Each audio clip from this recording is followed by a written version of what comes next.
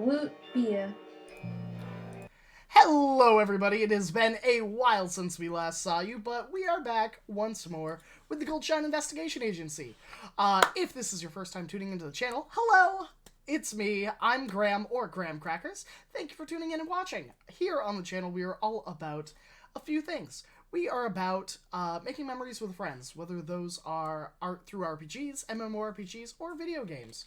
And, tonight we are once more resuming and dipping our toes into the TTRPG pool with D&D 5e in our homebrew 5e campaign, not DM'd by me. So tonight I'm going to be playing Harrison Nervos, Blackmont, the Tiefling Oath of Conquest Paladin, and brother to Ivron. But, I want to hear some things from my fellow cast members. I'd love to hear three things. Who are they? Who are they playing? And Matt, what's the third thing you'd like them to say? What's been your favorite part of the campaign so far?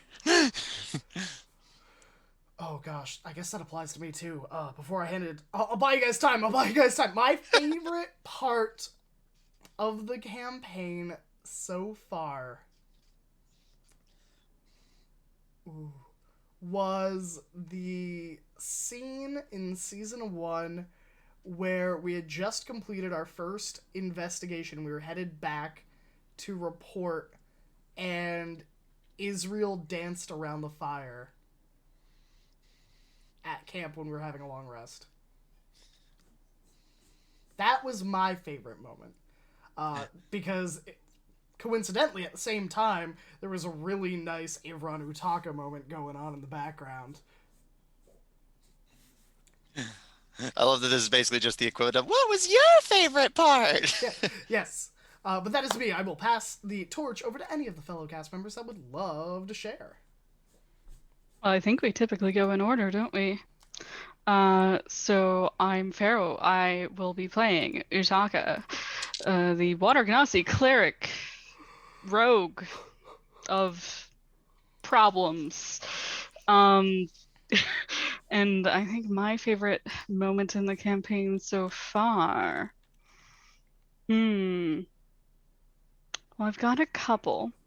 I enjoyed the one time our teamwork worked really well when we utterly wrecked that douchebag bard. Fuck that guy in particular. And as far as story beats, I have enjoyed each of the visions that Moose has been so kind to give my little cleric boy. I think they've all been fantastic. And off to you, Israel. Hello, everyone. It's me, Kari. I play Israel, the Fae Pact half-elf warlock. My favorite moments in this campaign. Ooh, I'm going to try and give one from both season 1 and season 2. Ideally, I can't even remember what season we're on, but I think I'm going to try. First one is when Israel pulled Samuel aside and told him under no uncertain terms that he was a dead man walking if he did X, Y, or Z, which she explained very frankly to him, that she didn't care about morality. This boy be dead if she so chose. Loved that. I loved that moment. And Harris deserved to have someone have that moment with someone else over him. And then for this part of the campaign, I don't think Horse Crimes this season or last season. I believe it was this season. Yeah, it was this season, I think, because it was before the Winter Festival. Festival. It was this season, the start of the season, Horse Crimes.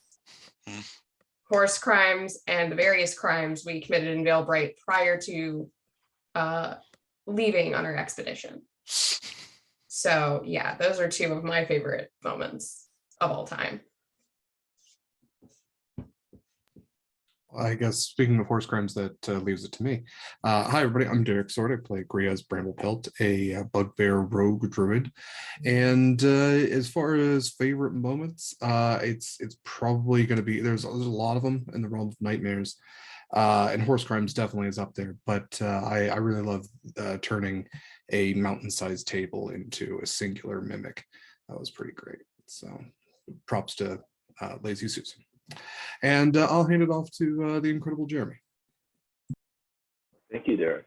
Hello, everyone. I'm Jeremy. I have the pleasure of playing Ivron Blackmont, the Protector Asimar Ocean Paladin, brother to Geharit. And wow, yeah, there's a lot of good moments. I think aside from the ones that were already mentioned, my favorite Pearl moments usually come in the form of the improvisation that Graham so willingly deals out for the backstory of Ivron and Geharit. Not everything is planned out, so he'll throw something my way or I'll throw something his way and we just adapt. So it's fun to always play off of that. But yeah, other than that, you got horse crimes, you got those wonderful moments with Utaka, the kiss that Ivron and Utaka shared. That was something special. So yeah, just wondrous. Now, without further ado, I will pass it off to our wonderful GM. That's me. I'm Matt, your DM. I will be playing everyone else. And my favorite part of this campaign is just getting to DM for you guys every week. I genuinely love this party and all of its players. Your characters are great. Your table manners and D&D shenanigans are great. And you make every Friday just a little bit more exciting. So you guys are my favorite part of this campaign. Without further ado, now that I've established how much I love all of you, I think it's time we resume the torture. Are you all ready to dive back in to the Goldshine investigations? Yes. Hurt us. Yes. Very well. Your wish is my command. When we last left off on the Goldshine investigations, the party made their way into the underwater city of Liberty, hidden beneath the now glacial bay of the Lake of Mazai. Finding a way in, courtesy of Utaka and a goblin-piloted dragon mech, the party snuck their way into the city, some under the watchful eyes of the security automatons that guard it from when it was originally built thousands of years ago, and some convincing them to act as tour guides instead. The party has found themselves at a mysterious factory that claims to have been researching bestowing magic onto those not born with it, effectively being able to turn any person into a sorcerer at will, with mixed results. 2 of the test subjects produced by this facility remain alive, or so they say. And both of them are contained within these mechanical suits that keep them in a drug-induced euphoria so that they are distracted from the tragedy of their circumstances and presumably the immense amount of pain they might be in. As the party continues to wander, they are plagued by strange hallucinations and toxic fumes that cause sickness and mutation in any who breathe them in. Every room contains something new, strange, and terrifying, and potentially quite dangerous. Utaka and Griaz have already gotten a raw dose of unfiltered magic that sent their natural magics into overdrive. Israel and Ivron are beginning to hallucinate as they explore the engine room. And Geharis, having found an odd tube with a keypad that runs to the roof and floor, you're making your way back through the facility to request the security automaton assist you. Which I think we'll start with you. Let me switch us over. And there we go.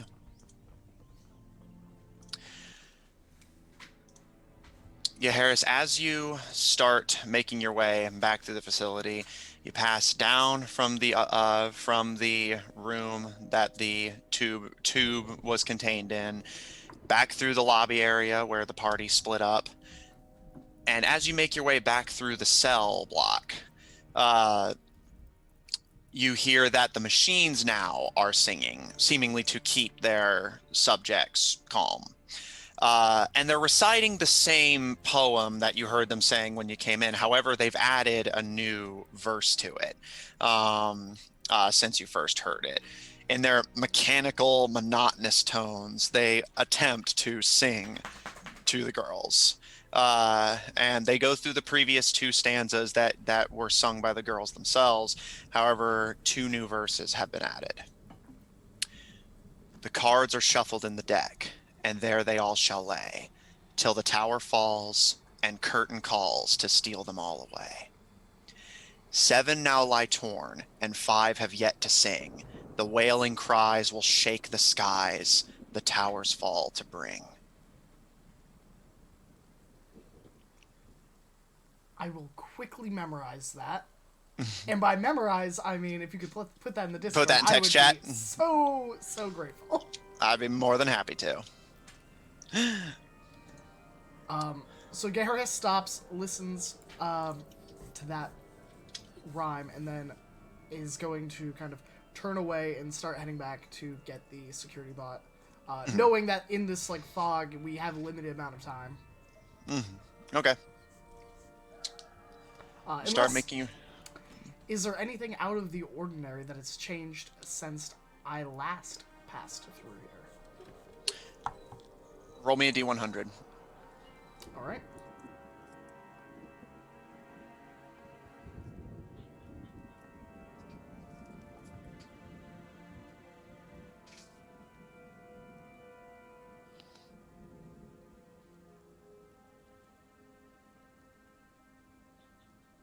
$73. Okay. Make me a perception check. Sure. All right. That is a 22 with advantage. Okay. Harris, as you stop to listen to the song, and once it starts to loop, you assume you've heard all you're going to hear.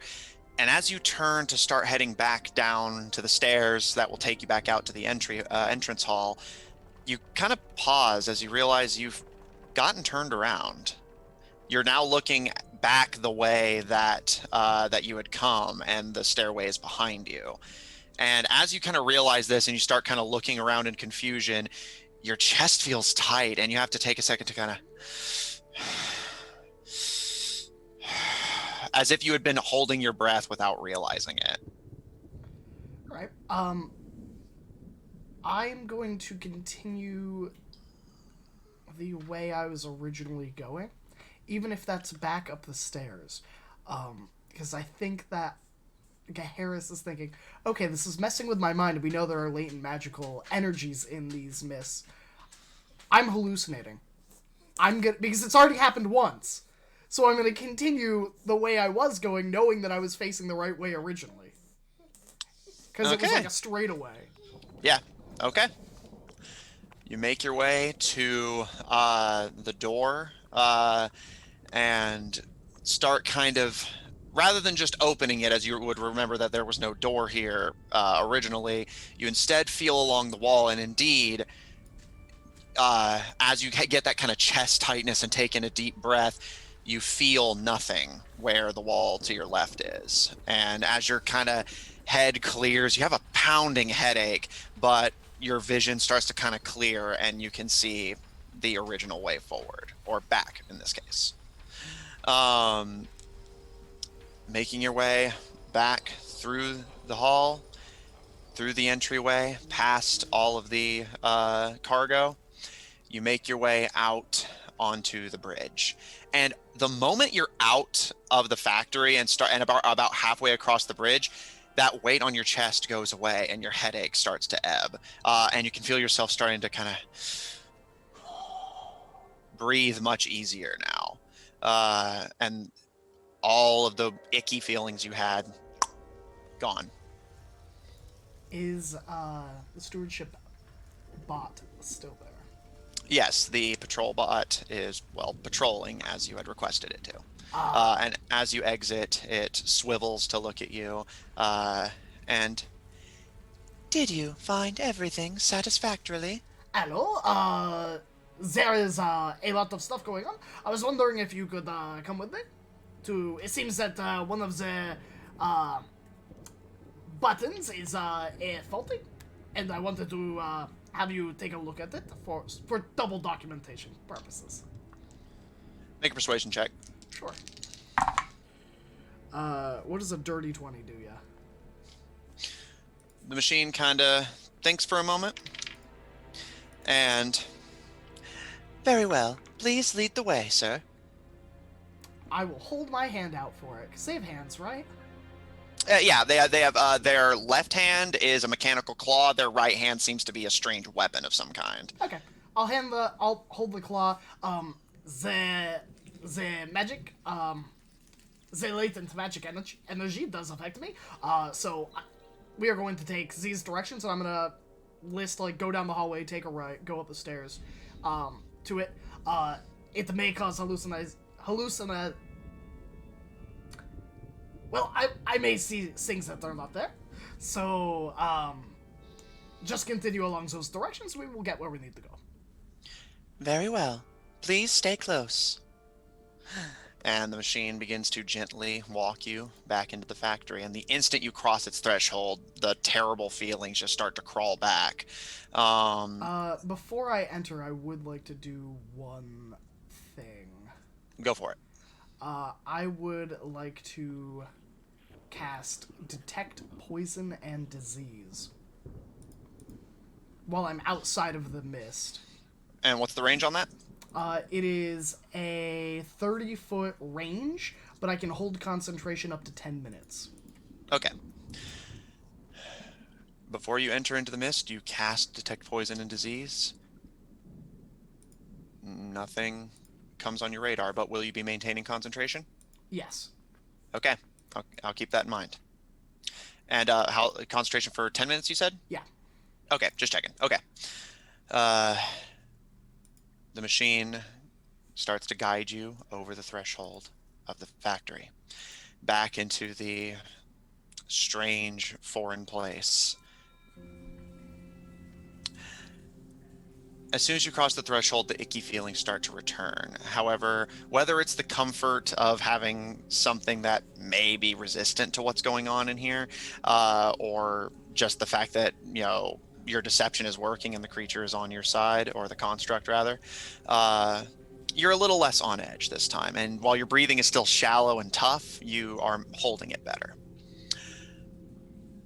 And about the time you reach the cargo area and are about to pass through the cell block again, the machine kind of looks at the surroundings and...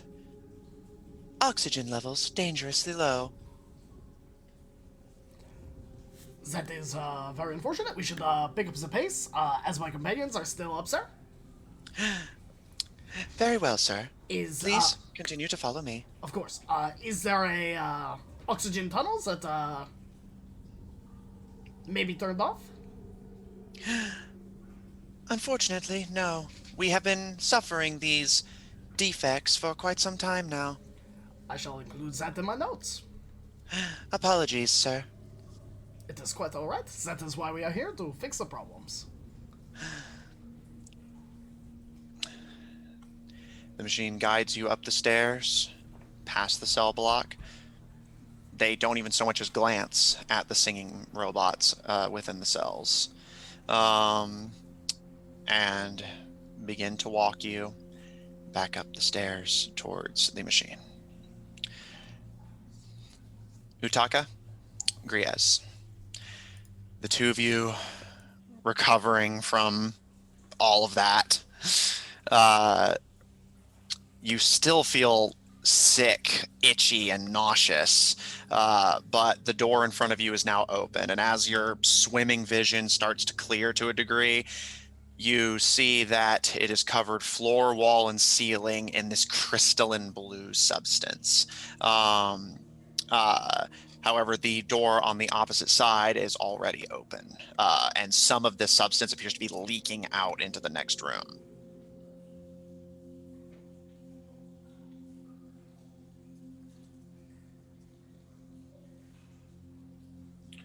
So I'm sorry. You said we were in what condition?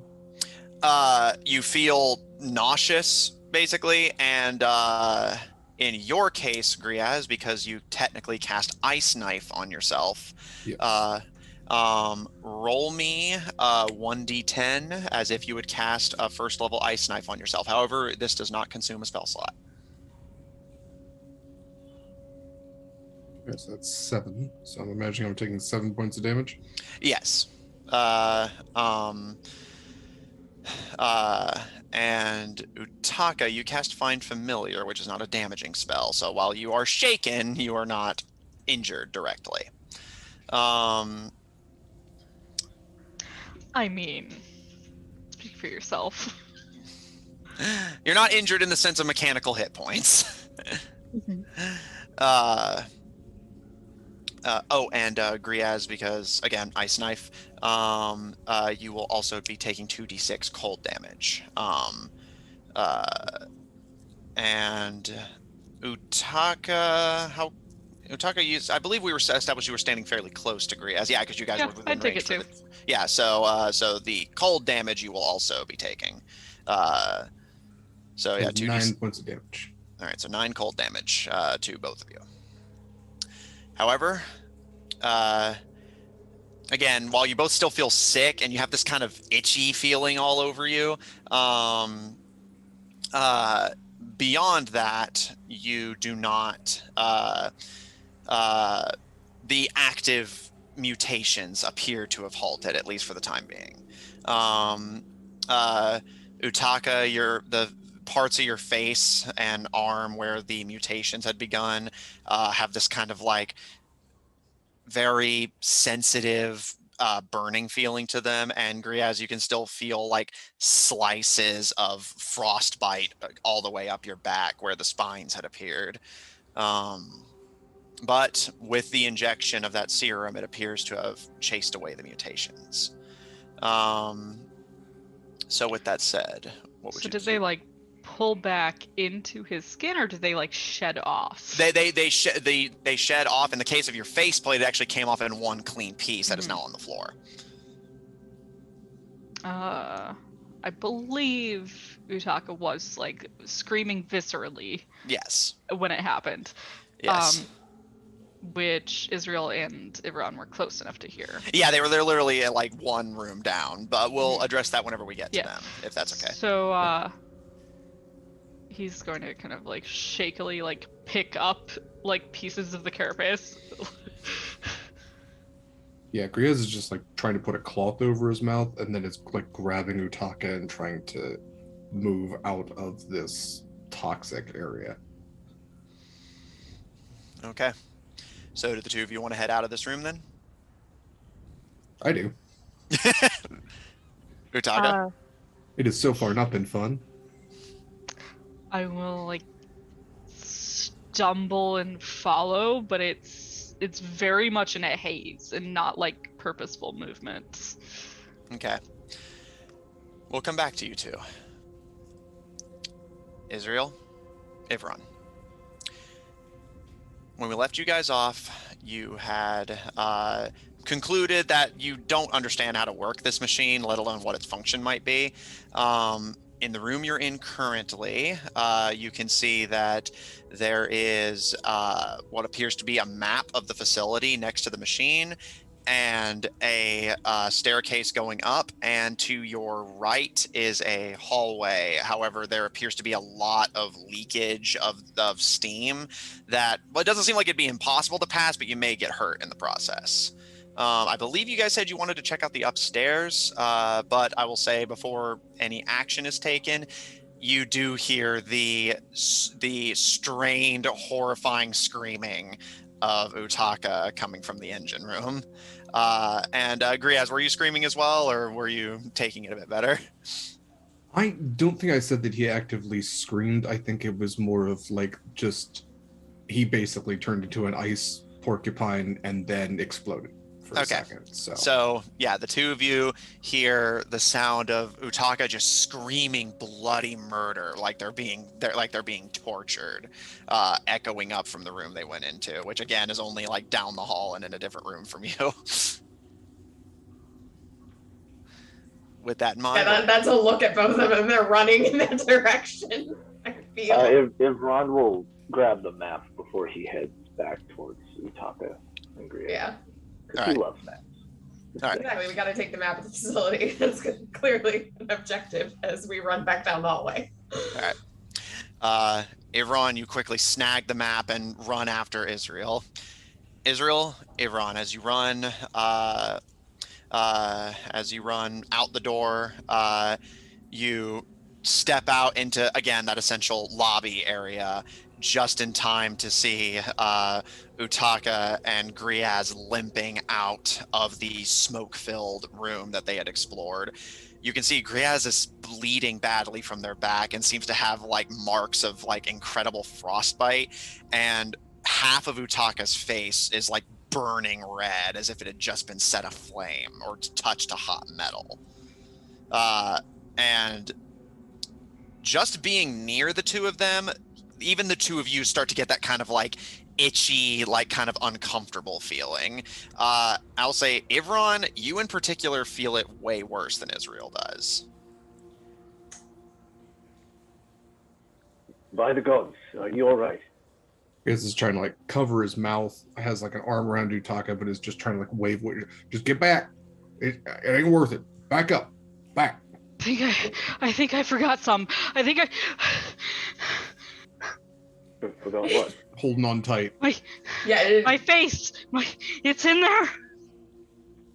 No, your face is right here, and Israel is gonna pull out 2 potions. One is one of greater healing that she presses on Utaka and is like, you drink this. And then the other one is one of, I think, superior healing, which she presses on Grias and is like, there. You have those. We will partake in just a second. Hey, buddy, you're fine. Your face is intact, I promise. A little red, which is weird on the blue, but you're fine. Just don't do nothing magic. Not a dang thing. Not a Hands cantrip. kind of like nothing. shake as he holds the carapace in it. It's okay. It's all right. There's something in there. There's something in the air in there, and it ain't right. And y'all best not go in there. And he is like staring more at Israel than Ivron. And she's like, oh no, I'm not going in there. You're insane. She's probably actually going to look for the door and the ability to close said door. Which you again. can. Yeah, you guys haven't like been breaking them down. She's gonna close that, and she's gonna like spin it around and be like, "We're closing that. That's a no door." If Ron will. Sorry, go ahead, Jerry. I was just gonna say, if Ron will put his hand on Utaka's shoulder to see if he needs some comfort. You all right? Was it some sort of a spell that went off? I don't think it was a spell. I think there's something. I mean, you can still kind of taste it, right? It's like the air's spicy, but it turned our own magic against us. We didn't cast nothing. It cast stuff that we know, but on us. It used my dang ice knife and tore up my back and exploded and whatnot, and Utaka started turning into a dang scorpion man. Yeah, you can feel him just like shaking. He's not very verbal right now. I think if Ron would raise an eyebrow to being told that Utaka almost turned into a scorpion man. I suppose that we shouldn't cast any more magic in here then. And you say you didn't cast a spell? Did you touch anything, or was it just? No, touched nothing, didn't cast nothing. I don't know, it took something in us and turned it against us. Was it just a room? Was there anything spilled? Like, There's a couple rooms in there. There was a room that had, I remember, a chair, maybe some old dried up blood, but The crystals. The rocks. the crystals. We didn't see those until the last second. Ron will mark down on the map where the room is, or I guess where he would orient himself in the map, and put an X or something there. Easy But enough to also maybe make some marks in each room so far that the party has reported these experiences.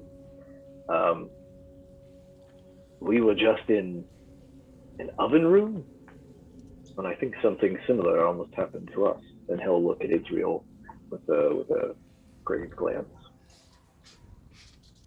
not quite, but I saw something in there. There were spirits in the flame. They were screaming.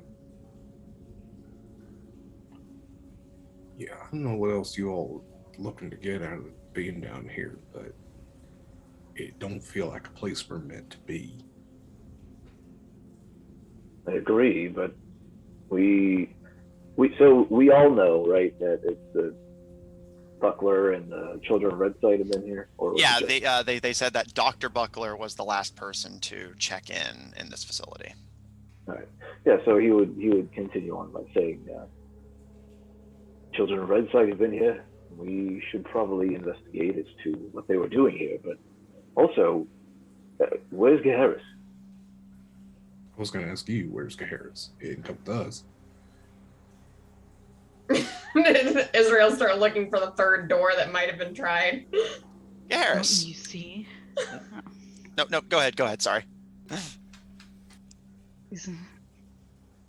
Don't you understand what they were doing? That's drawing magic out of us. They've been given people powers. That's why they were here. Israel just nods, like she's like, yeah, that's exactly why they're here. Like, this is how they learned how to do it. And that's this place in her mind, which she'll speak up now. It's, we need to be here to stop and shut down whatever is still going on here. We can destroy it. Perhaps. All of it. Let's see if we can find Gaharis first. And you should also take your medicine. And he's going to use his thumb and kind of flick the cork off of the potion. Just tilt Utaka's head back and just, all right, come on, down the hatch. Right. So that was a potion of greater healing for Utaka and superior healing for Chris. Yeah. All right. So I you just guys. want to take that. He only took 9 damage. He's fine. Don't worry, you can take a sip. I'm sure he won't count as the whole use of a potion. I don't know. Yeah, if Ron touched you, you're probably good after that. Yeah, you're like. So the two of you are taking the potions? I'm going to hold off on mine, but like Utaka is emotionally not doing great. And so it's kind of like a medicinal. Yeah. Like, okay, shut up and drink It's something. placebo. Yeah, a little bit. Okay. That might make him feel a little bit better. Utaka, do you take it? God, I can't I believe have- you're wasting I a have greater 5 healing more. potion. Okay, fine. I have 5 more. Go ahead and roll the results of it healing you, but also roll me a D100. Oh, yay. Love that. Ron's Okay, so cool. scared to heal people now after everything. It's like, yeah. Okay. Wait, so greater, how many d4s is that? 44 plus 4. Thank you. You're welcome. Ivron also has one. So So 14, so I'm It's back at fine. max. Okay, the D100 is a 12. Okay. Utaka, you swig the potion, and your wounds close. Still feeling emotionally awful, though. But then you start to get this kind of swirly feeling in your stomach, and you start to kind of almost instinctively heave, and acting more on reflex than anything, you grasp the now empty vial, and you all three watch as Utaka seemingly vomits into the vial, but you notice it's not bile and saliva, it's the healing potion, still with its gleaming red. That healing potion can be used again, even though its effects on Utaka remain. Ron will take his quill and just write Utaka's name on the label. Yeah, that's good. That's Yeah, Israel is standing there looking horrified at what just happened. Buddy backwashing, cool. But she does like pat Ron on the back of like great moves with the labeling, because yeah, I'm not touching that. All right, where's Gaharis? And Yes. she is looking for like sign. She's listening for the tromp of his metal booted feet. Gaharis. As Hello? the machine Hello? Oh, okay. As the machine guides you back to the tube that you had seen, it looks up and down at it before turning and... Which floor do you mean to go to, sir? Oh, what is on each floor? Well, on this floor, we have our Central Research Center. On the bottom floors, we have waste disposal and sewage. On the top floor, we have residential areas and offices. And on the third floor, we should have storage space and machinery.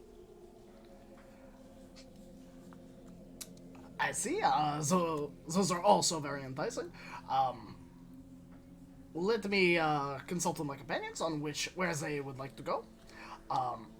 To Shall I ensure wait that. here for you, sir? Yes, please. Would I have heard them as I was like coming up here? I was going to say, just as you're finishing your conversation with the automaton, you hear Utaka screaming bloody murder in the room behind you. They are probably all right.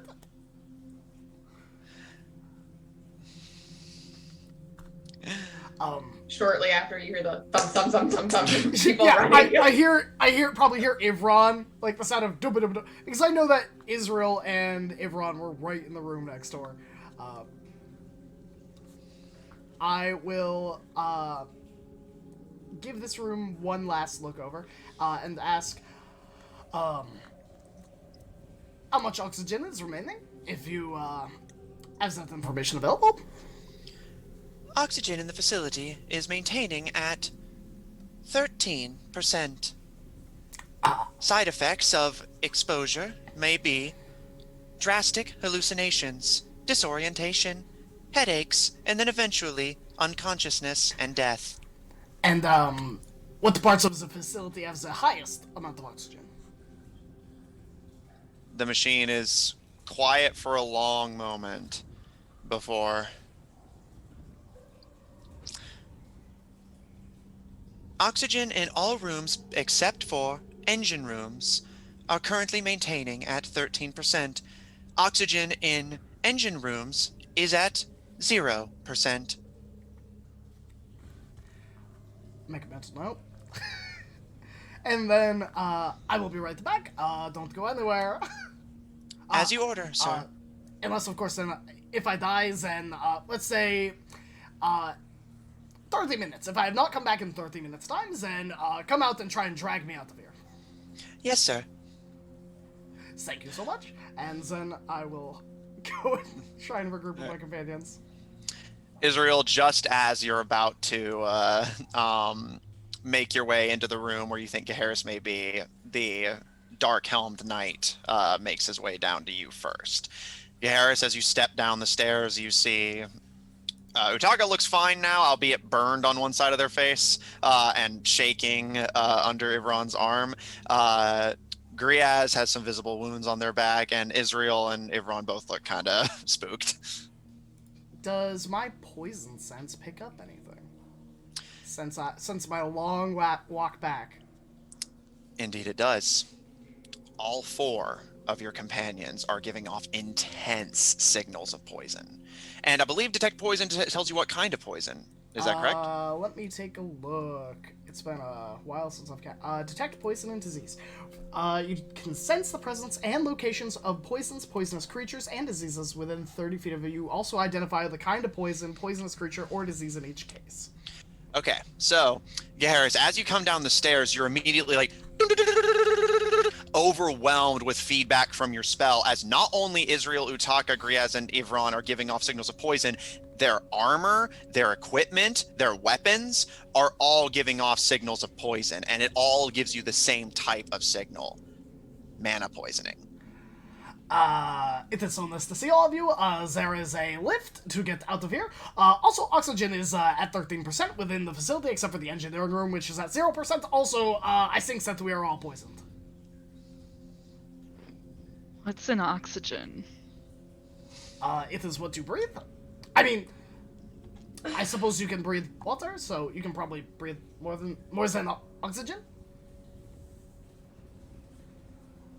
I never heard of that before. Okay. Yeah, Israel's like, I didn't understand half of what just came out of your mouth, but she just like puts her hands on it. We need to find the research and leave. Garrus, as soon as Israel touches you, boom, your armor starts giving off mana poisoning. Great.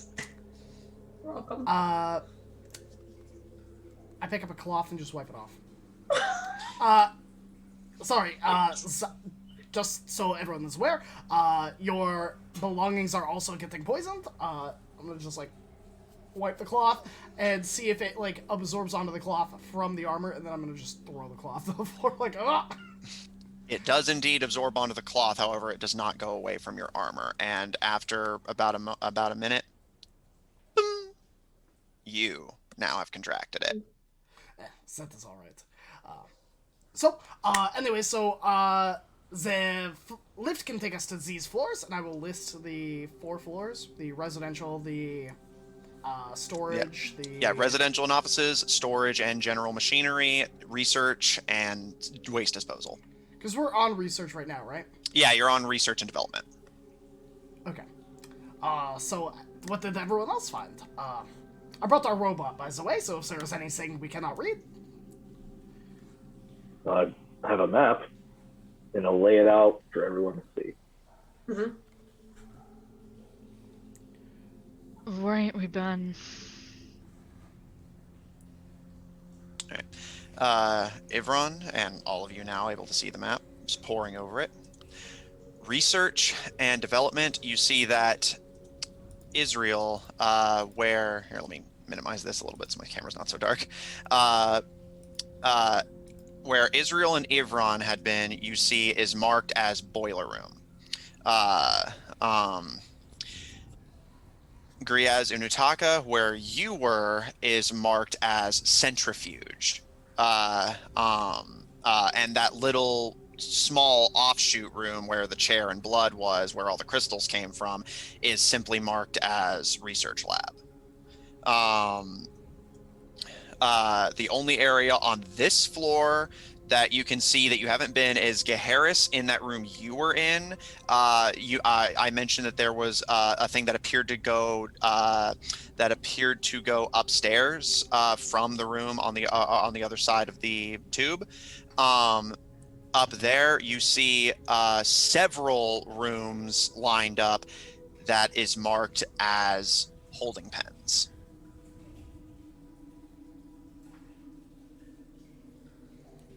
I did not check upstairs. I think whatever we do, we don't want to go back where Taka and I came from. That room, that centrifuge. If I'm reading that right. You could find more in there. I'm just saying, Jen was not there. I know you were looking for oxygen. chain in there. Can't breathe for shit. Well, I didn't know I needed Jen to breathe before. I should have shown more appreciation to her. I suppose so. The transport system to bring oxygen into this facility hasn't been working. Is that a Alternative. goddess? Who's Has to this, be, like, right? who's this Jen letting you breathe? I don't think that's Oxygen. important. Well, since there is a limited amount of breathing stuff, maybe we shouldn't waste it with jokes.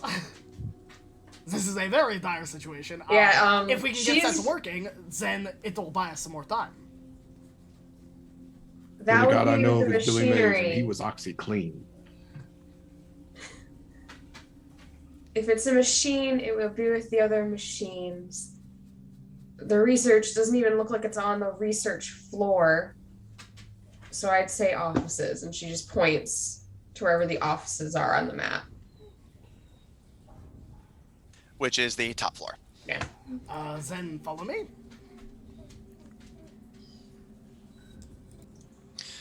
All right. So are you guys going to head back up to where Gaharis was to the elevator? Israel is, yeah. I don't Give know a about thoughtful glance back to that room that I just came out of screaming from.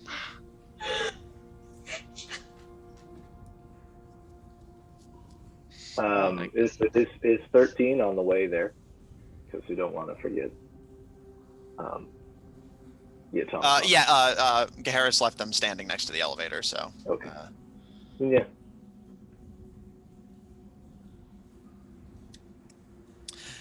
All right. As you guys make your way up the stairs, Gaharis, you start to, a little less so than the others, but you start to get it too, that kind of nauseous feeling and that itchiness on your skin. And as the five of you exit out into the chamber, you can see Drone 13 standing by this massive golden cylinder in the center of the room. However, on seeing the five of you, they kind of tilt their head in. Oh dear, it appears the five of you have been contaminated. Do you need to visit decontaminations before proceeding? Yes.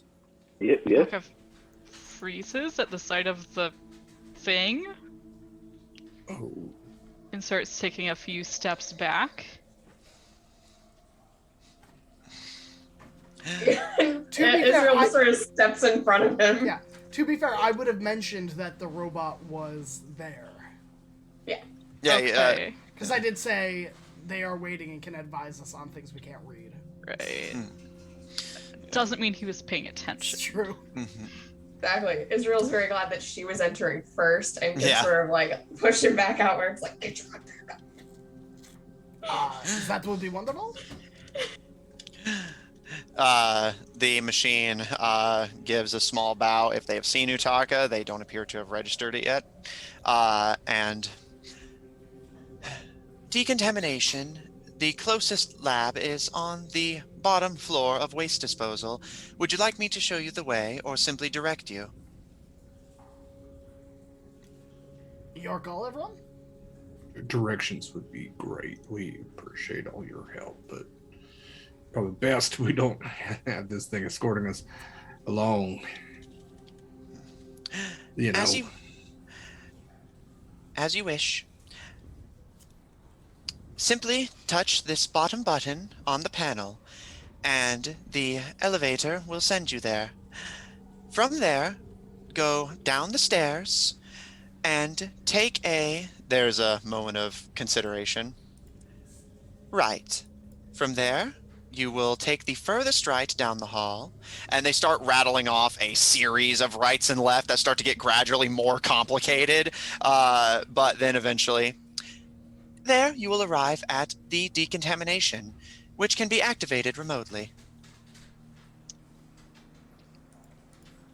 You know, maybe it is best that you escort us there. As you wish. Please enter into the elevator. And the machine touches one of the buttons, and you'll hear a ding, and this kind of as something on the inside begins to move. Utaka, if you're going to attempt to continue trying to remain hidden from the automaton, roll me a stealth check. No, I'm gonna pull my cloak over my head, and then like with my hand hold the piece of face carapace in front of my face. Okay. Weaponized tongue. I see All how it like is. Phantom of the Opera, like.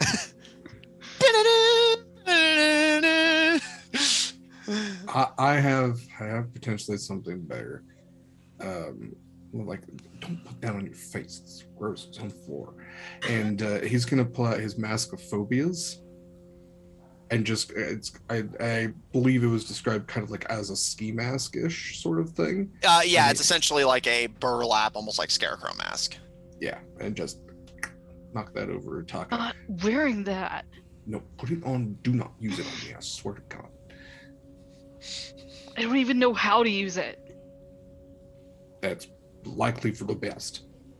Honestly, now I just see like Utaka with the scarecrow head, and it's really cute, complaining with the kid teenager voice. It's like Slightly kicking a muffled. rock. God, Adorable. I'll throw lightning bolts at you later. Incredible. Okay. Doesn't fit my clothes. Probably looks stupid. I look stupid and better than looking dead. That's all I'm saying. He's right. So hard buying clothes for your kids. Anyway, they are all piled in the elevator, I assume. Yeah, the elevator Yeah. arrives. Which, again, you guys aren't, at least not familiar with elevators of this design. Most of the ones you know are somewhat more primitive, winch-based. So this is very interesting for all of you. And the automaton, after all of you have piled in, steps in with a and kind of like sidles in almost like into a cubic shape as they reach out a claw and boop, tap the bottom floor waste disposal button, and you're all sealed in, and your stomachs all do that kind of like uppity feeling as you begin to fall towards the ground and under it. And after a moment, the doors slide back open, and you find yourself in a dark, kind of brown tinted room. The walls are this kind of like smooth, that same kind of smooth but like also kind of bumpy stone that you've been seeing that's incredibly durable from the looks of it, but you can see there's some like grime and moisture all over the walls, and this place definitely has got kind of seemingly fallen into some disrepair, but the automaton rises back up to its full height and begins to escort you all along. And as you step out, you can see just you're on essentially this elevated walkway as you step out of the room you came out the elevator on, but below it is just seemingly like yards of just garbage. You can see pieces of scrap metal, some broken tools. You can even see some pieces of other automatons that had been discarded and left down here. But what disturbs you most is all five of you, there's this scent of rot and awfulness in the air that you can immediately all identify from all of your life experiences as the smell of long abandoned bodies.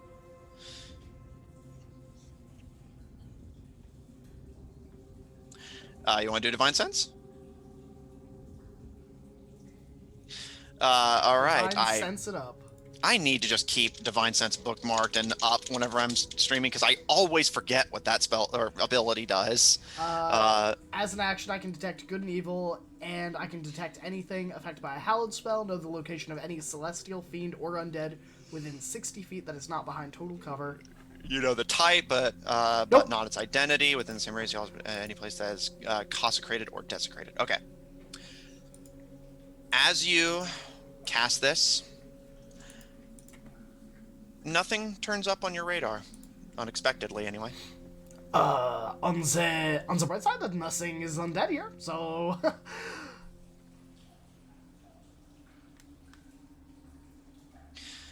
that was the only bright side I had. Yeah, like Israel's like, I'm not sure it's much of a bright side.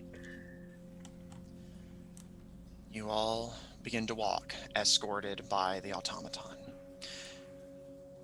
From the room that had the elevator, you see that this walkway seems to encircle this massive, just burial pit of discarded robots, and they seem so rotted as to be basically unrecognizable, but Israel, you can make out a few bones here and there. And the machine begins to escort you, going to the left from the room you came out on. You all proceed down a set of stairs, past a hallway, down another set of stairs. And along the walls, you can see various large valves similar to the ones that you had seen on the doors, although they don't appear to be connected to doors. And finally, you proceed down a final set of stairs. Now, at this point, you're about like if you took a step over the railing, you'd be on the pile of garbage. Thankfully, the machine begins to walk you down a hall that takes you away from the bodies. Although you can see that the bodies kind of taper out into this massive pit. And Utaka kind of taking a curious glance, it goes too far down for you to see where it goes.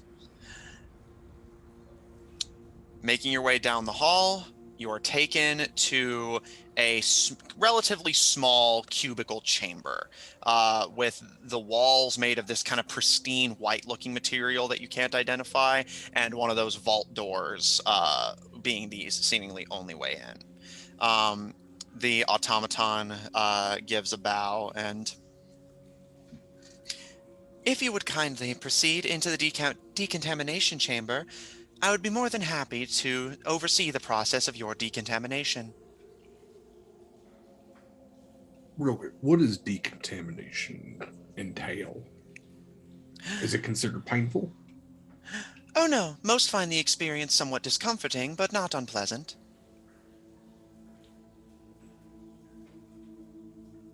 Okay. And we're sure it's fully operational. Decontamination on last repair check is fully operational. When Is was it the last magical in nature? repair? Last repair check was 2 weeks ago.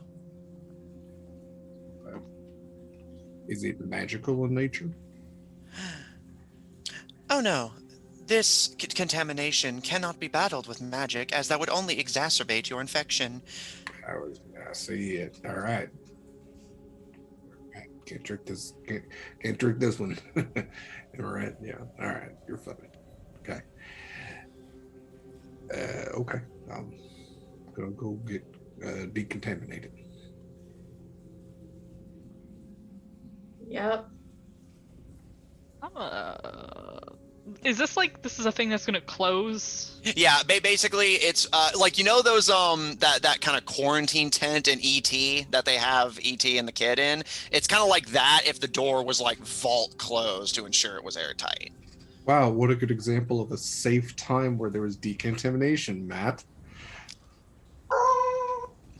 I did not say it was safe. The robot said it was safe. Remember in E.T., that fun movie where they treated the alien with such dignity and respect? All right, y'all. I got no problem being a guinea pig here. I am the furriest among us as it is. I will go and give it a shot. See if I can decontaminate. Hey, I'm going in with him. I'm not letting Grace go in there alone. Is this gonna kill all of my? Well. Is this gonna kill all of my parasites and little add-on friends? Please explain the nature of these friends. I'm covered in insects. No, this process is not harmful to any organic being. Yes. All right, you're all good. You're great. Okay. All right, Israel, it's ladies first. Yep. And I guess Griaz, and Harris go in for the first round.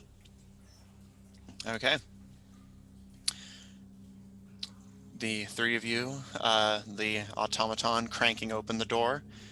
The three of you make your way inside, and the robot seals you in and slowly approaches a small console in the corner of the room and begins to kind of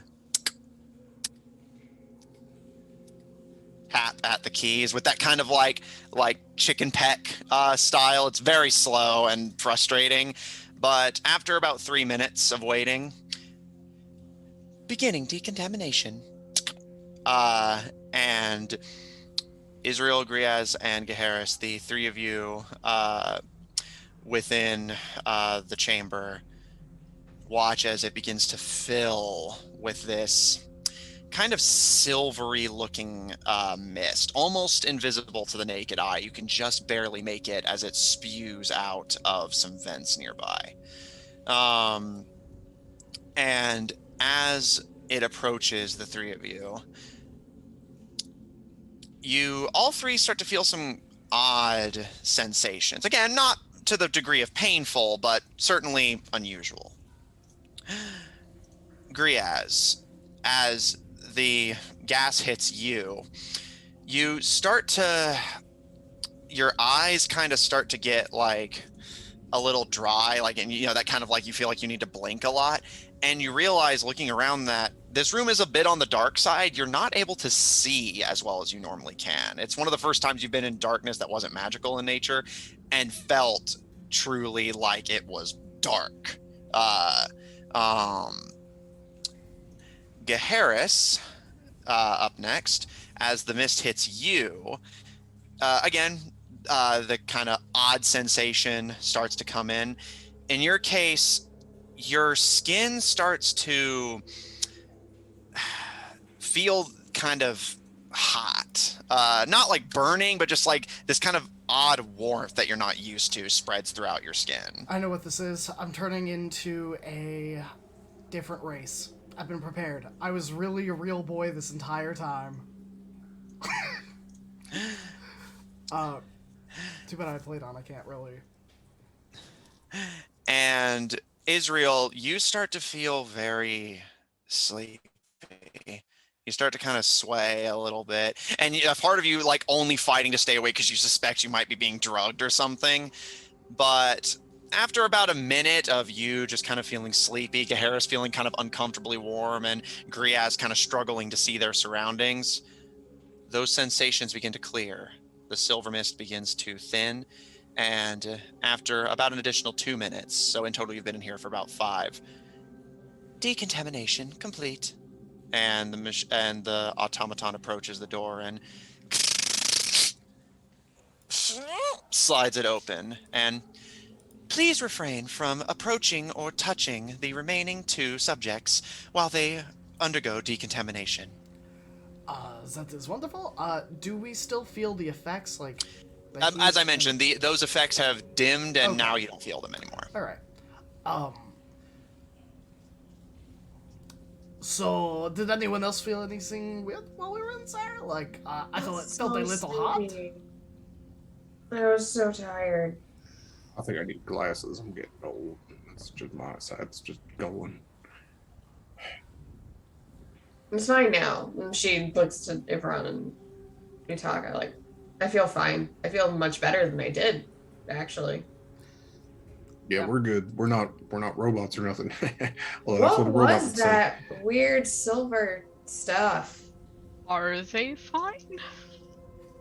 Make a medicine check. All right, that's a 22. Looking over them, they seem all right.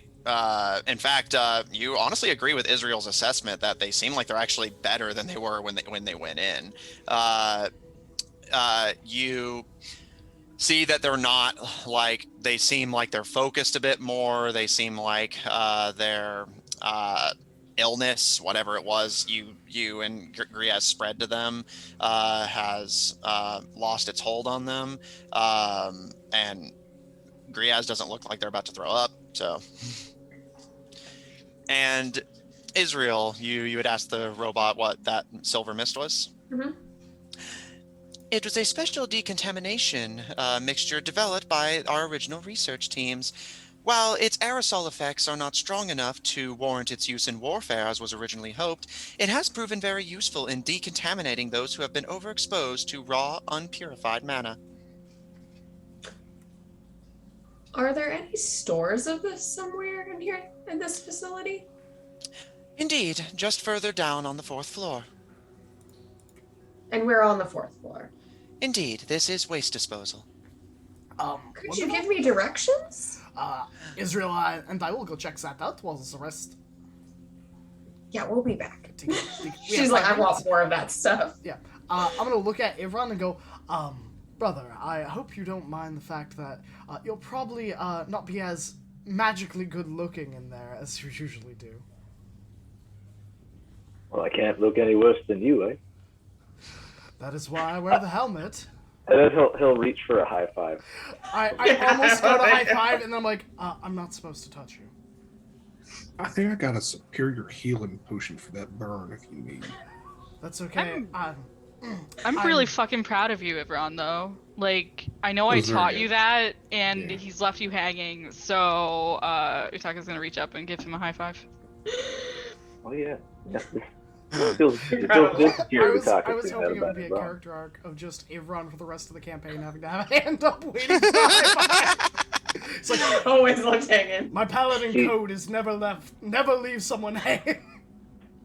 He The changes final his battle own- just lops Gaheris' arm off. The 5 has always been mine. Alright, bye. Hope we don't die. I'll wait for you to make sure Bye-bye. you don't die either. Thanks.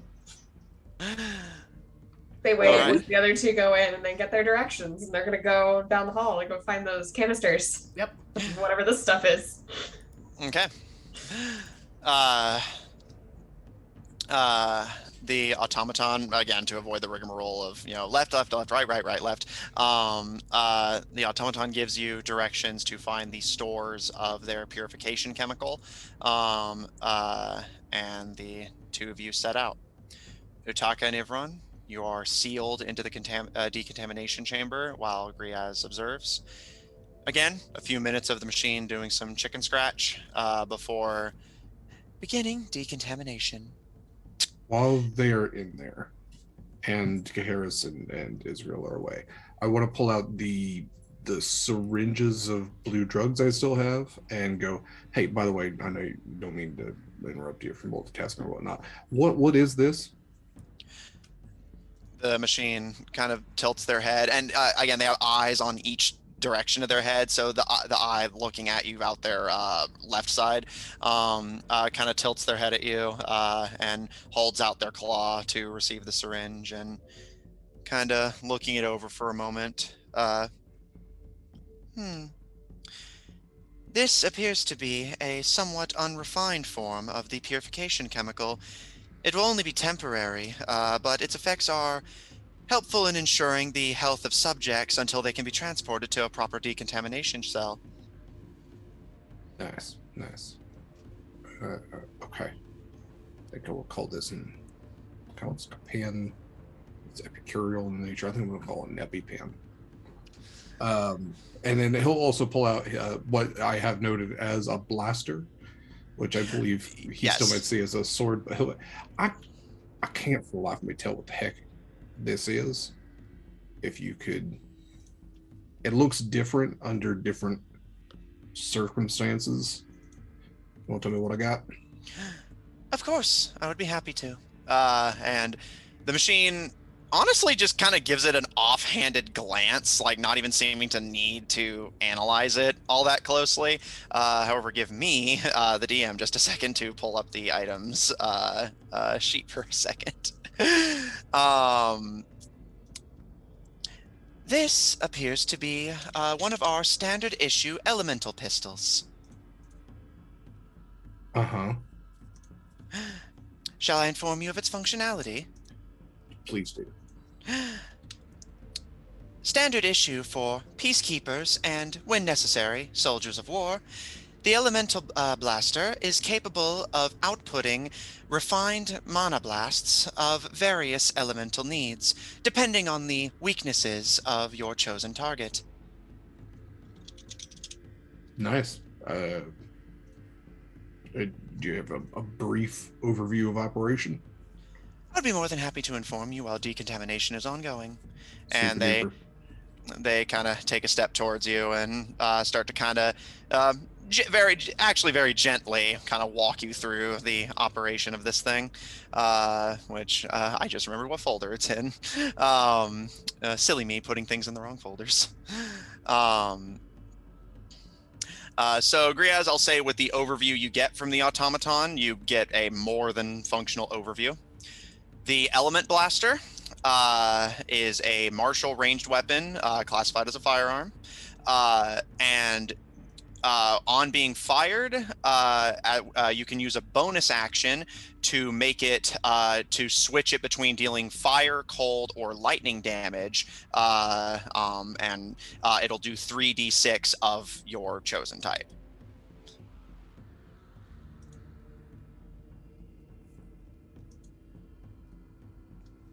Okay. All right. Well, hey, I only got one more thing for you, and he's just gonna like kind of slap him on the back. It's a pat on the back. You're doing a great job. Keep it up. Okay.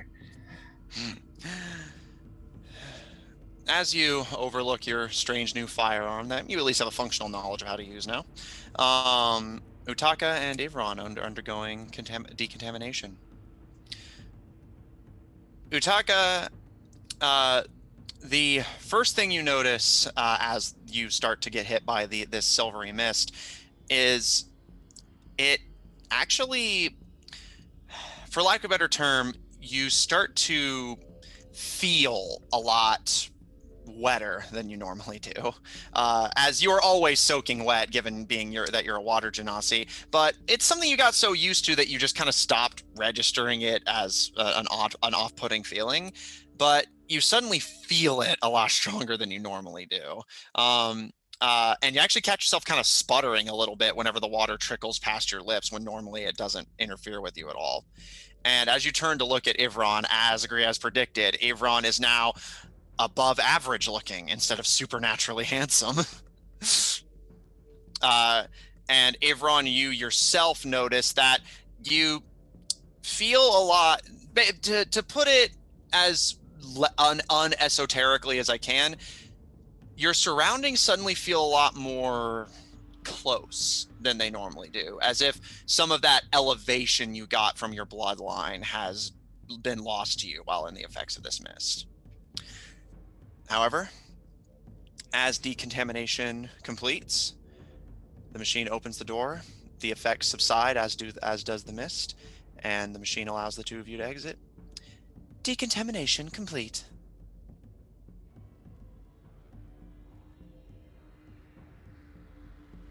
Very good. How do you feel, Utaka? I don't know. I don't like it.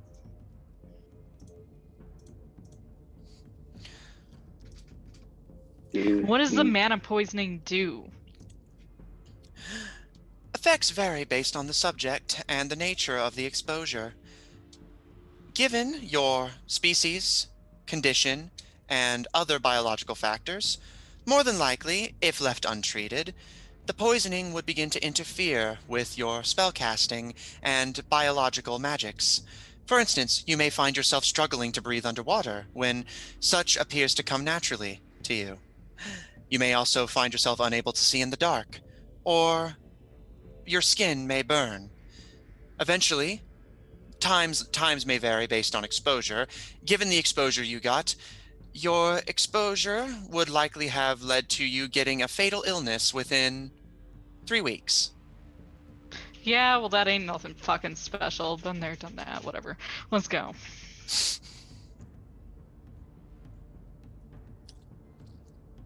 If we do go, Ivron will beckon to the automaton to join them, as to not let them feel left out. Okay. Israel and Gaharis, a bit further ahead. You make your way down the way that the automaton had instructed you, which basically involves, unfortunately, going all the way around the pit to the opposite side. You find one of those vault doors. One of the two of you, your choice, make me a strength check. Looks at the stronger of the two of them.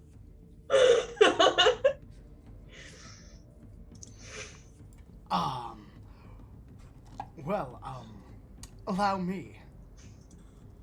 And here goes my strength check. What does a 18 do ya?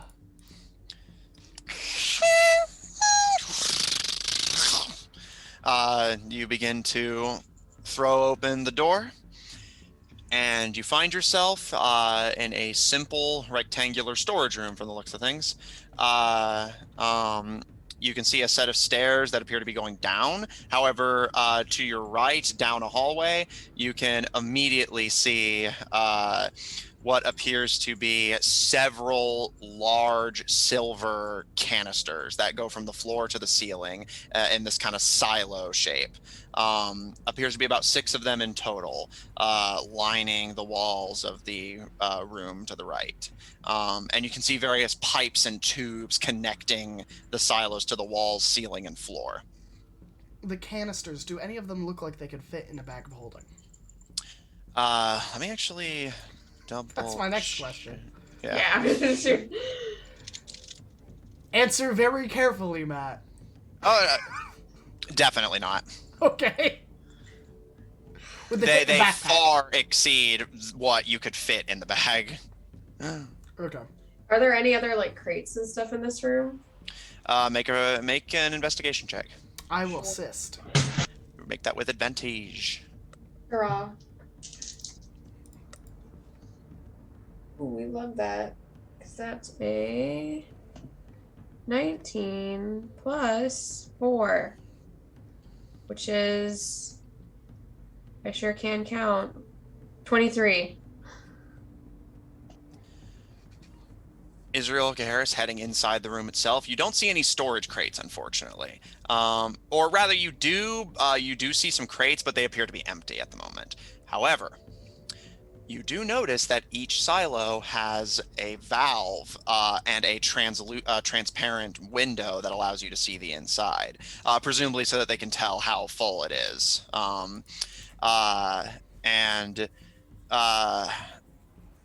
Looking inside, they appear to be running a bit on empty, but you could possibly turn these valves and bust them open. And while you can't take the silos, you may be able to try and take their contents. Does it look like there's any, like canisters or vials or anything of the sort? Yeah, like smaller canisters we could hook up to those valves. The crates do look like there's no pipes that you could just essentially spill out into it, but I'll say again, with both of you investigating, kind of putting the pieces together, since you both seem to be on the same page, you could open one of the silos, take a crate, and essentially scoop up as much as you can fit, close it, and then just cart that along with you. We do that. Yeah, they go like, we got this. Are you sure? That's a Are we dangerous. sure? Okay. Israel's going to suggest using protective covering as they deal with this potentially hazardous material. But yeah, she doesn't see any reason why not to. Okay. But Other than before we that- do that, I'm gonna go right down the stairs and just to make sure there is nothing that we need to look out for, like a pressure valve or something that's about to blow, for instance.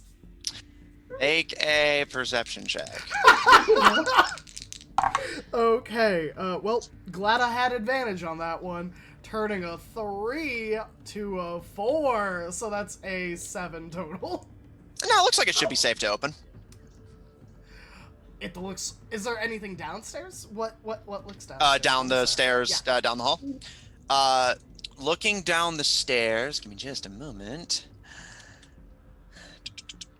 You can see what appears to be another one of those pits that you had seen where the bodies were dumped. Yeah.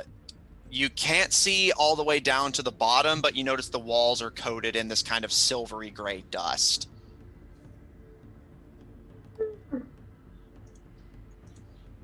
Okay. Since he's taking an extra time to look at things, Israel's also going to give it just one good once over. Make an investigation check. Wow. All right. Another 23. I don't know how to do that, but okay. Israel, Thank you. I you appreciate you. look at the pipes. They seem solid. You look at the valve and the canisters. They all seem structurally intact and sound. You don't hear any weird sounds coming out of them. And most of them, again, appear to be running a little low, but kind of peering through the transparent window, you can see that there's certainly enough for you to take a crate full without completely emptying them. But again, they are running a bit on the low side. With that said, Garrus, I'm assuming you return, and do you guys go about your original plan? Well, there was just a body pit down there, so I don't think we have anything to worry about. I think. But, there's not much left in there, is there? Not much, but we should be able to take some. Maybe not a whole crate, maybe only a half crate. We should... Does it look like this is draining? Like, does it look like the decontamination thing currently going on with Utaka and Well, by the time you guys got here, they're Okay. I wanted to make sure. It's entirely possible that once we run this, if we need to get decontaminated again or go through that again, we won't be able to. But then we'd have it with us. That's true. Well, I have plate, so I'm kind of protected, I suppose.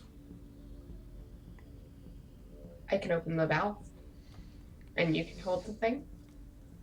That sounds like a plan to me. All right, that's our plan. These Okay. two geniuses. Israel, you're going to try and open the valve? Yeah. Make me a strength check. Alrighty. We'll see. Okay. Yeah, that's a 15. Okay. Israel, it takes you some effort, but you do start to crank the valve, and after a moment, again, cranking, you throw the silo open and kind of step back a bit, and you see that it is filled up to about, you'd say maybe about 2 feet deep, with this odd kind of silvery light blue powder. It doesn't appear liquid. It appears like almost like sand, but it has this kind of light blue, almost diamond coloring to it. Do I see this? Yeah, Okay. Both of you see this. Should we grab some of that and put it in a pouch? Yeah, let's do that. And she's gonna like look in her like bag for things that they could conceivably put sand in, possibly even vials of just empty vials that she has. Do I have any empty vials? That's a really good question.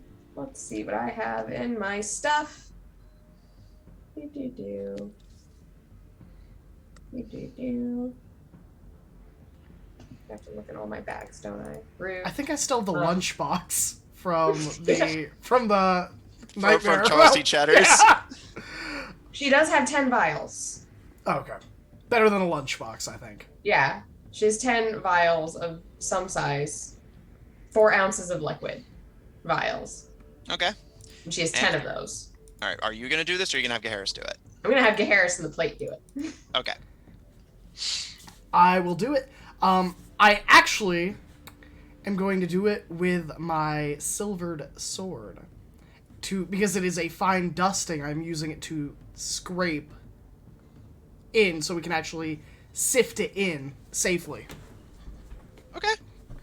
So you're using your silvered sword, and you're, of course, wearing your plate. Mm-hmm.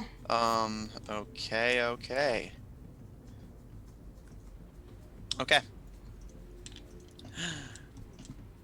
Harris, as soon as you touch your sword into the material, its beautiful silvery glow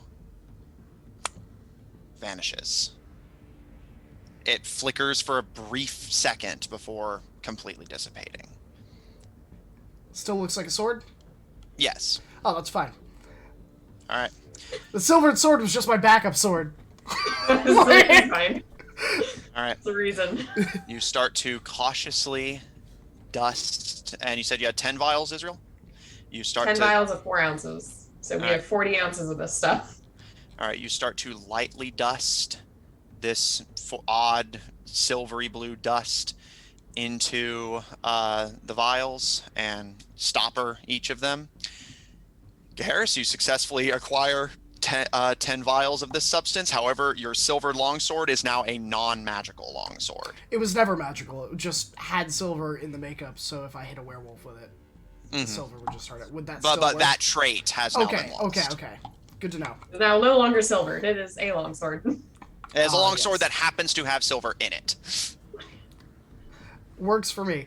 I will make sure that I kind of shake my sword off afterwards. Make sure it doesn't get on me or on any of my other gear, but trying to clean it before I put it in the scabbard.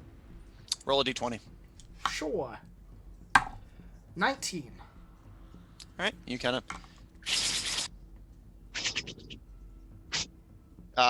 and since your plate was already exposed, you kind of dust it off a little bit. You're confident you got the most of it off and sheath the blade. You all now have 10 vials of whatever decontamination material they're using. It's, again, this kind of silvery blue sand. Yep. Weird question. Possibly weird answer. Does it look like it could be used in smelting for, like, a blade? Make an intelligence check. You know what? I'm gonna use my only crit I have right now. That's a 20, I think 22, but I'll double check. Man. Some sick ass anti. Sorry, that's a 21. My bad. That's a 21 with a nat 20. Harris, looking at the vials, now that you can get a close look at it without risking touching it, you look closely at one of the vials before handing them off to Israel, and you actually recognize this substance. This is a very old and powerful mineral, known simply as adamant. Supposedly, while this material is incredibly rare, typically only found in unique mines in the world, supposedly it has the properties of anti-magic. Any magical item that touches it loses its magical properties, and you've even heard rumors of ambitious miners trying to collect it turning to dust. If something like an elf or a dwarf or a gnome were to touch it, its anti-magic properties in large doses can be so powerful as to instantly disintegrate magical beings that touch it. You are currently holding in your hand something that if you were to pour over Israel's head would instantly turn her to dust. Israel. Israel. I now have like 10 vials of this shit. Dear? I think I should hold on to those. If any of this dust gets on you, you're going to die. She just looks at him. You'd die too. Well, maybe. And maybe who's not. more often going into battle and getting hit and possibly breaking the things on their body?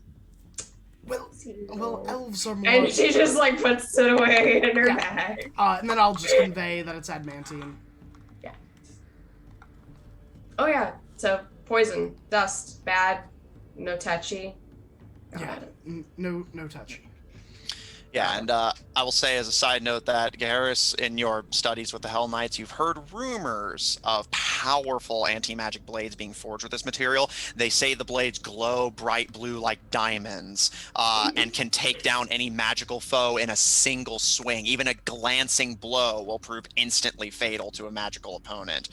However, only the non-magical can safely wield it. As such, this mineral is seldom mined, even more seldomly forged, as you would have to find a non-magical smith, a non-magical forge, a non-magical person to use it, and magical targets to then use it on. When you say non-magical person, does that A mean they would have to human be a that is fighter? not capable of spellcasting. Okay, a human fighter. Human fighter. Like, Okay. that's it. All right, Melvin. Well, Melvin's a wizard, but technically, that's not innate magic. No, he's too magical. Yeah, with the role you got, I'll say, again, it has to be a human that cannot cast any spells. Okay. So yeah, barbarian, a monk maybe. Yeah, Ivron when they become a human. Yeah, like that's it. Each month, that one night where the full moon comes out is when I turn human. Like You eating draw out your all blade, that's what just we're go saying. rushing through, slaughtering everything. Yeah. Are you telling me that tieflings and Azamar operate on Inuyasha logic? I mean, Is that what this is? he's got the silvery white hair. Why not? Yeah. So That'd be when great. there's I'll no support moon, that. tieflings become normal. Exactly. Like, I will support that tieflings have one normal night, just like Azamar have one normal night, because they're like half demon things. Sure, I'll Matt's go just with writing it it. into I the love lore it. right now as we go. Exactly. Like I love that. Let's write that in. But yeah, so the last little bit of lore I'll give you based on your role is, so you've heard rumors of such weapons being forged. It's theoretically possible, but the circumstances to mine it, safely transport it, safely forge it, and then safely wield it is so great that most do not even know this substance exists, as it is, again, only found in very rich, thick mines. It is even more, as you've heard, that the places where it's purported to be, it's simply just miners tend to just vanish while digging. So most people just stop digging in those mines and don't ever discover what it is that's causing the disappearances. So this stuff is rare, very valuable, and very dangerous. But yes, in theory, you could use this stuff to forge a what is essentially diamond blade that, with so much as a scratch on anyone possessing magic, will prove instantly fatal. Could you make the handle out of a different metal? In theory, but bear in mind, there is still the potential risk of, for instance, you might accidentally brush it or have it hit against your armor or other magical items. And of course, in the chaos of a fight, you may accidentally, if you so much as graze Israel's side, done. No going back. Not even a body to revive. Yep. Erased. That's fun. This is going to be very useful against the Cult of Red Sight, though. Oh yeah, in my Chuck head, I'm a like, mile what at if them we and they made disappear, we're arrows done. with these? Exactly. Israel very carefully puts an arrow tip in there and then just pew. Just hope like hell you don't graze it with your finger by mistake. Well, no, that's why it's at the very tip of the arrow and you're holding the end of the arrow. Yeah, fair. You are nowhere near the tip when you are using that arrow. That's fair. We just melted the bullets. We've got guns. Yeah. Never gonna graze yourself on a bullet. Yeah. Good time. All right. Utaka? She does put the vials in like the safest part of her bag where it's isolated from shattering by all the other soft things she has in there. She has a bolt of wool cloth in there, so at this point it can definitely be shielded from breakage. I'll say, so while they're doing their thing, you kind of take the time to wrap up the vials in wool so that they don't clang around while you're running and jumping. Okay. Utaka, Griaz, Ivron, with your decontaminations finished, what would you like to do? Well, I mean, Garrison Israel went that way. If y'all want to meet back up with them, I'm glad y'all's feeling better. Ron pats Utaka's shoulder and gives him a reassuring smile, like, good job.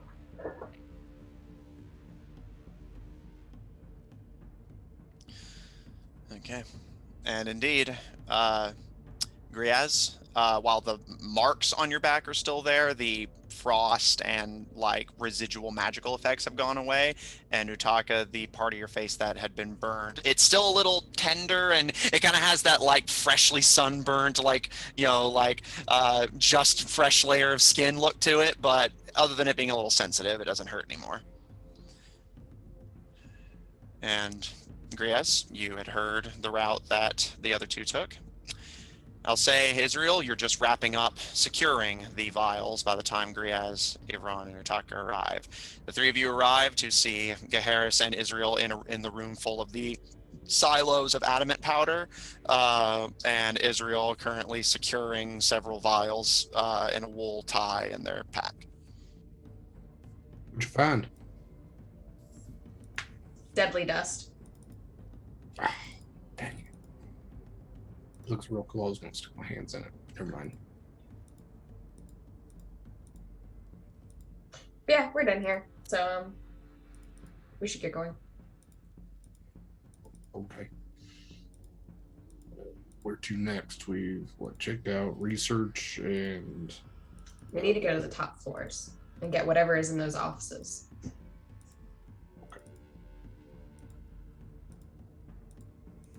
let's do it. All right. She can shoulder her pack back on and head back out the way they came. Oh, Matt, Ivron would have told Yao to leave the building as soon as Gaharis kind of told them it was poison. So.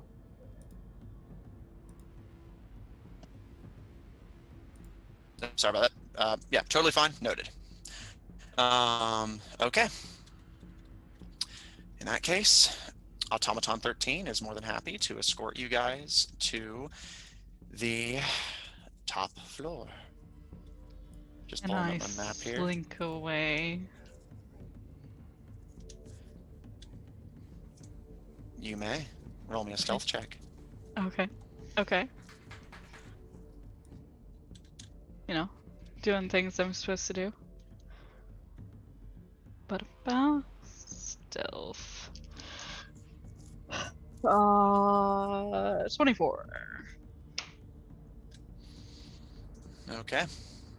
I think that safely goes over everyone's passive, as it does the automatons. Let me check Griaz. I think they're the only one who...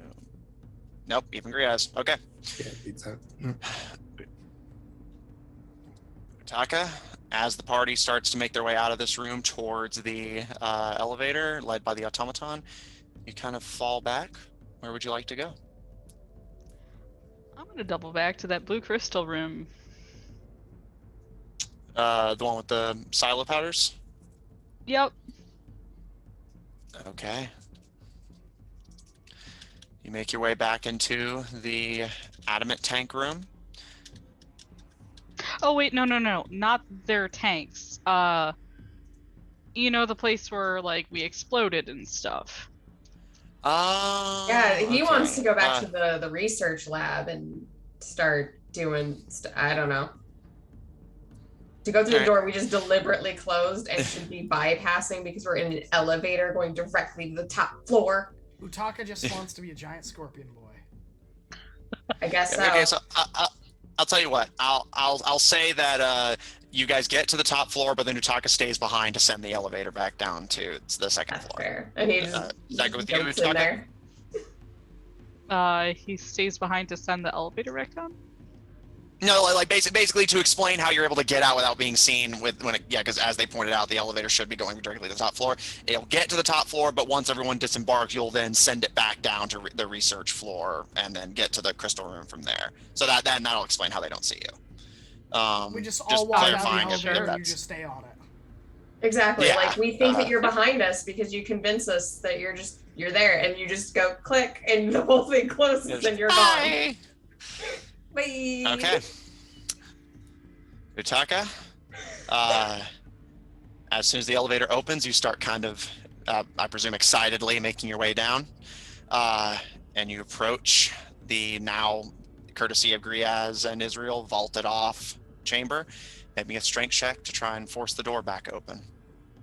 Yeah, strength checks. What your boy is great at. He's gonna crack his shoulder, crack his other shoulder, flex a little, and cast guidance on himself. Roll me a D100. Yeah, okay. We find him passed out in front of the door. He was even able to open it before the magic got him. Where's the thing? There it is. 75. Roll me another D100 if you don't mind. Oh, okay. Sure. No problem. 86. And last roll you have to make for this, roll me another D20, just flat, and tell me what you get. 10. Okay.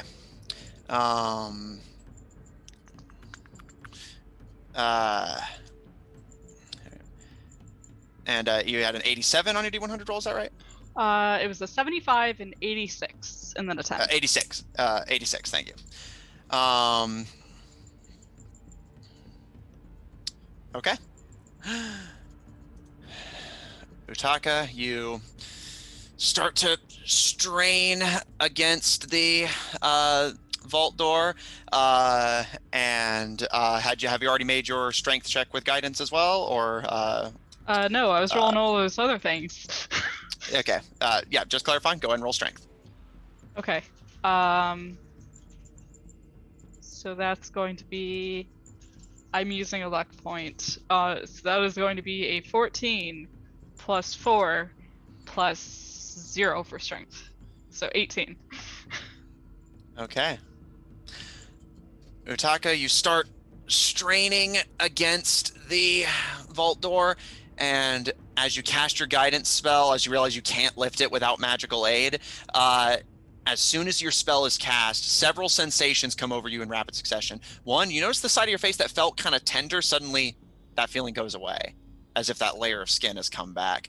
And it's the strangest thing. You essentially blink, and you're on the other side of the door, which remains closed. Cool. Is there a way to open it from this side? Yes, there is a Okay. vault on this side. Good to know. That was terrifying for a moment.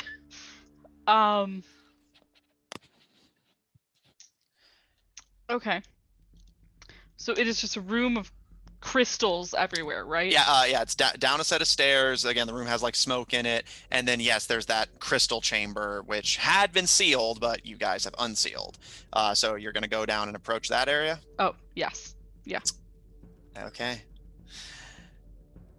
As you start to head down, again, that kind of itchy, scratchy feeling starts to overcome you. Your stomach starts to turn.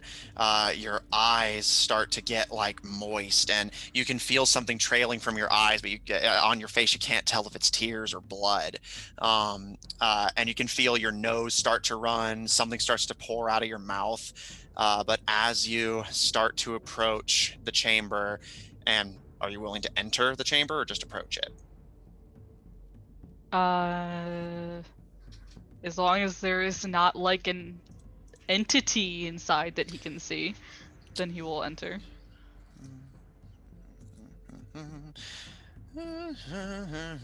Okay. Utaka, roll me a d20. 13.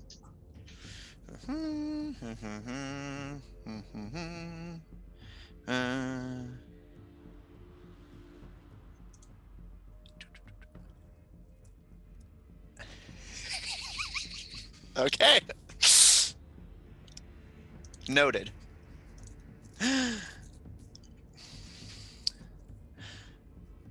Utaka, as you feeling some regrets now. Utaka, as you start to cross into the chamber, your stomach hurts violently and you can't control it. You vomit, and as your vomit spatters over the crystals, you can see you're coughing up blood, and blood is streaming from your eyes and nose and mouth. But finally you feel that nauseous feeling, and you're so itchy. You feel like you could peel your own skin away. It itches so bad before finally you start to heave again. But you feel a shudder run up your back. Adrenaline starts to course through your body. And you vanish from the material plane. Fucking. You cast. You vibrated so hard with magic that you literally transcended the planes. Welcome to the astral plane. Incredible. Not the astral Fabulous. plane. I was gonna say we're lucky if it's the astral plane. Yeah, we're Oh, no. lucky. Utaka, you just cast Lucky. banishment on yourself. Congrats. You just assigned yourself somewhere When- random in the cosmos. When you get lost, you get lost. Like, oh. Banishment's not random, y'all. Banishment sends you back to where you come from. Yep. So if you are a native to a different plane of existence, It's it only- is technically Yeah, Almost if he's permanent. native to the material plane, it will send him to some random ass other outer plane for approximately some amount of time. It's like and a then shift it back. demi-plane. It's a demi-plane for a minute, and then it sends you back to the plane you're from. But Utaka's a water genasi. so may go to the plane. May of water. not be native to the material plane. I could send him back to water. We don't know. We don't know. I don't know. I don't know if Utaka even knows. Amongst all that, when he was bleeding and everything, would it have been possible to like pick up any amount of the crystal on the ground? Sure. Okay. Uh, his however- vision fades as he's like looking down at yeah, his just like hand? you start Okay. to clutch, and I'll say the crystal when you pick it up is burning hot. And when your eyes open, you're in nothingness. A void all around you. Total darkness as you have banished yourself to a harmless demiplane. You will remain here until the spell ends, at which point you reappear in the space you left or the nearest unoccupied space. You will remain here for up to a minute, as because you didn't intentionally cast the spell, concentration is not a factor. So he doesn't know what's going on. This has never happened to him before. And he has a very different theory about what's happening.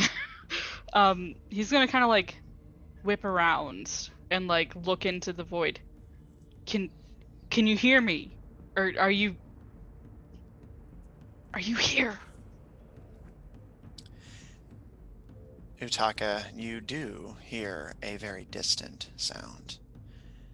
A somewhat familiar one. There's this kind of staticky sound before you hear the familiar, distorted of the wild magic wolves you had encountered in Nightmare.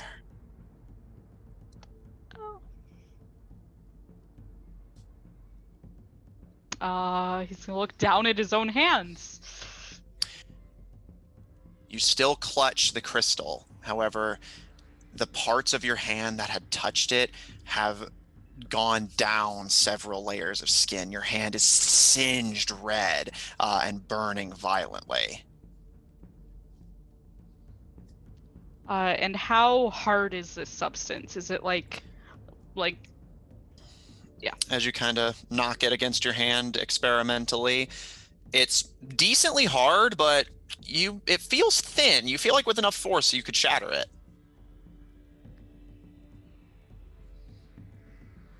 can he break a piece off? Roll me a d20.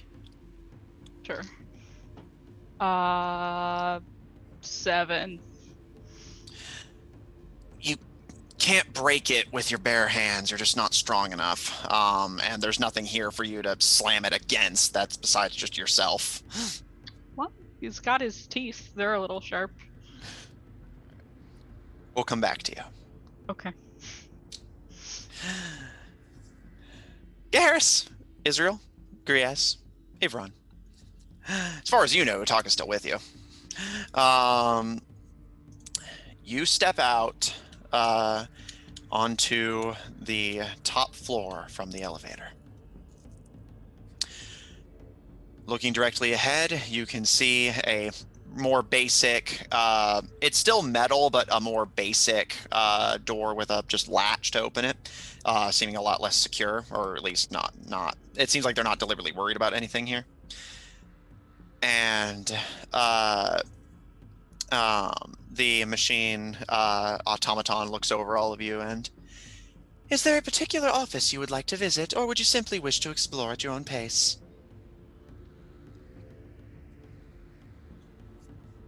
Dr. Buckler's office? Dr. Buckler's office is unfortunately abroad from here and not located at this facility. However, I would be more than happy to show you the last room she had visited along with her colleagues. Yes, please. Very well. Follow me. And the four of you are led by the automaton. Opens the door, and you find yourself in a fine, almost aristocratic room, constructed of marble and with a velvet flooring. Lining the walls are paintings of what appear to be various humans. But there's something different about them. You can't necessarily place it, but they don't look like any humans you know. Not even in the familiarity sense, but just their physique, their posture, their biology. It looks different. It doesn't look, you don't feel like if you saw these people, you would immediately think human, but you don't see any traits on them that immediately make you think of any other species you know of. All of them are dressed in fine suits and lab coats, and all of this is written in that language that you can't read, that everything in this facility is written in. Making your way through the room of portraits, you're led down what is frankly a maze of various latched metal doors, presumably just different offices and such. However, taking one right,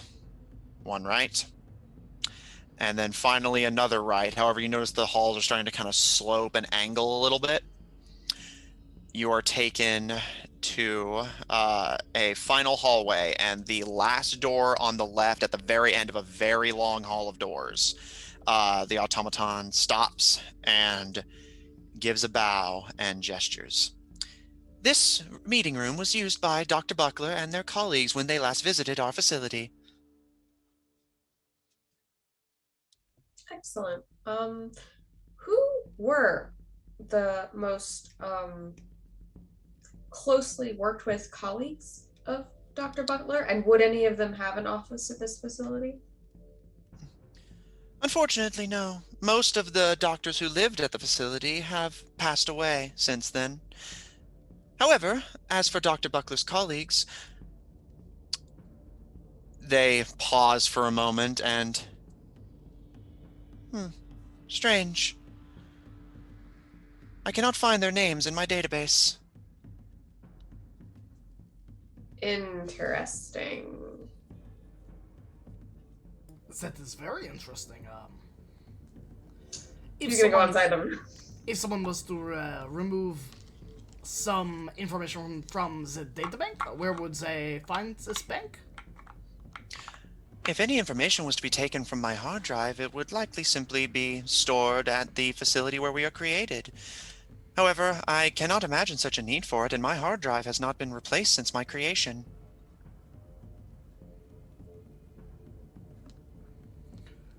What do you think, Rez?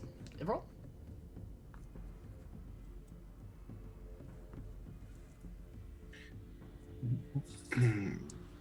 What can you tell us, if anything, about Buckler?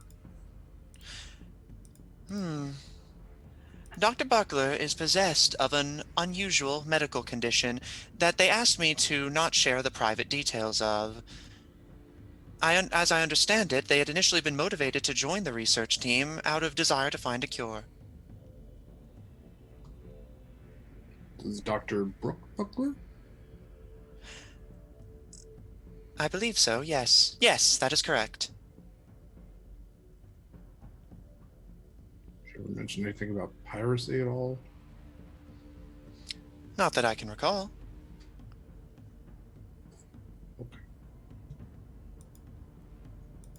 Can you describe Dr. Buckler? I'm just trying to make. I also know a Brooke Buckler, and it's, small world and everything, but trying to gauge if Perfect, we're then. talking about the same person, because the person you're talking about, as far as I know, ain't no doctor. Brooke Buckler may be described as the following. Pulling up notes, just a moment, please. I mean, you can say whether it's an identical match to. Yeah. I will say yes. The description the machine gives does match Brooke Buckler. Yeah. Huh. How long ago was this Dr. Buckler here? I don't remember if we did this last time, but Yes, you had asked them before. They said that they had said that their last visit was several months ago. However, they claim that that Buckler has been visiting them kind of on and off for 200 years. yeah, okay.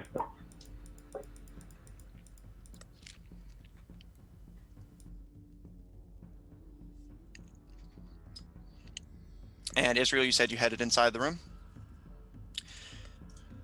Opening up the door and heading inside. It appears to be dark at the moment. However, you see that the center of the room is mostly occupied by a large rectangular table made of a very fine-looking wood. And in total,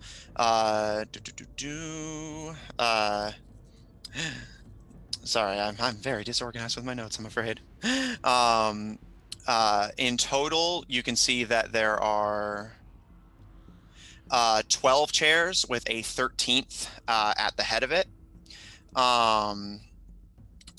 And across on the opposite side of the room lengthwise, as this is rectangular in design, there is another door. However, this one is locked with a vault.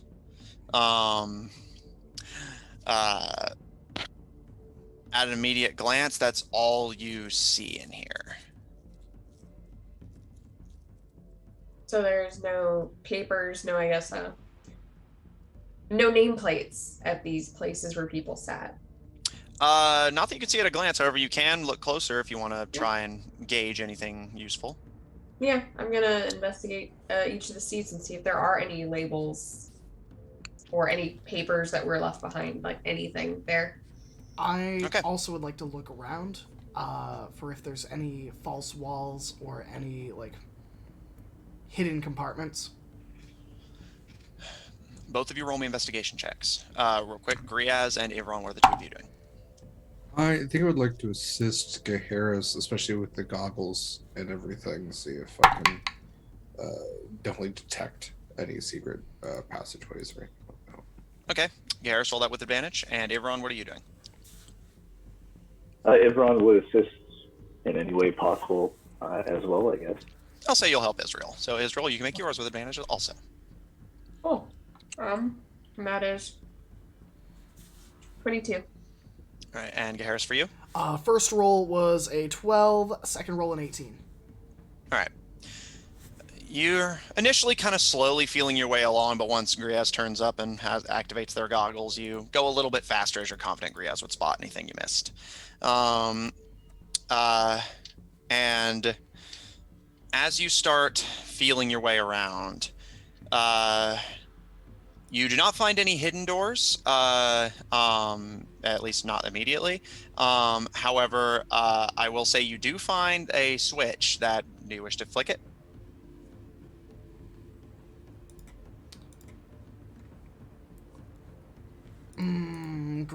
Should we... I'll say this one's out in the open. It doesn't appear to be hidden. Oh, okay. Should we flick it? Yeah, let's do it. What's worse is gonna happen? Flick. No, seriously, what's the worst? Damn it, what's the worst gonna happen? The floor is lava. The lights turn on. Okay, all right. Someone cast a light spell. Is that the Sandy? Griaz, there is one more thing that you see, but we'll come back to you in just a second. Israel and Ivron, the two of you checking out the table and the chair, seeing if you can find any identification, anything that might give you a hint of who sat here, what they were doing, why they were here. Looking around, there's some of the chairs you do notice have something of a layer of dust on them. Some of them appear like they've not been used, at least in quite some time. Some of them do appear a bit fresher than others, however. In front of one of the chairs, on where the table would be, you can see what appears to be some light indentation in the wood, as if a blade had been piercing it, and some rings, as if a drink had been placed there and left that little ring that it does on wood. And Ivron, you notice that on one of the chairs closer to the front, the back and seat of the chair have this layer of like the wood of it looks a lot darker than you'd expected, and as you kind of cautiously place a hand and feel around, it's really cold, this chair. It feels as if freezing water had been placed on it and then soaked into the chair itself. Other than that, the two of you don't find anything that acts as immediate identifiers, but you notice one of the chairs is very cold, and one of the chairs has drink rings and dagger nicks in front of it. I'll also say, Ivron, or rather Israel, you notice the chair opposite the one Ivron's checking that's like really cold. You notice has scorch marks on it, as if it were burning hot instead.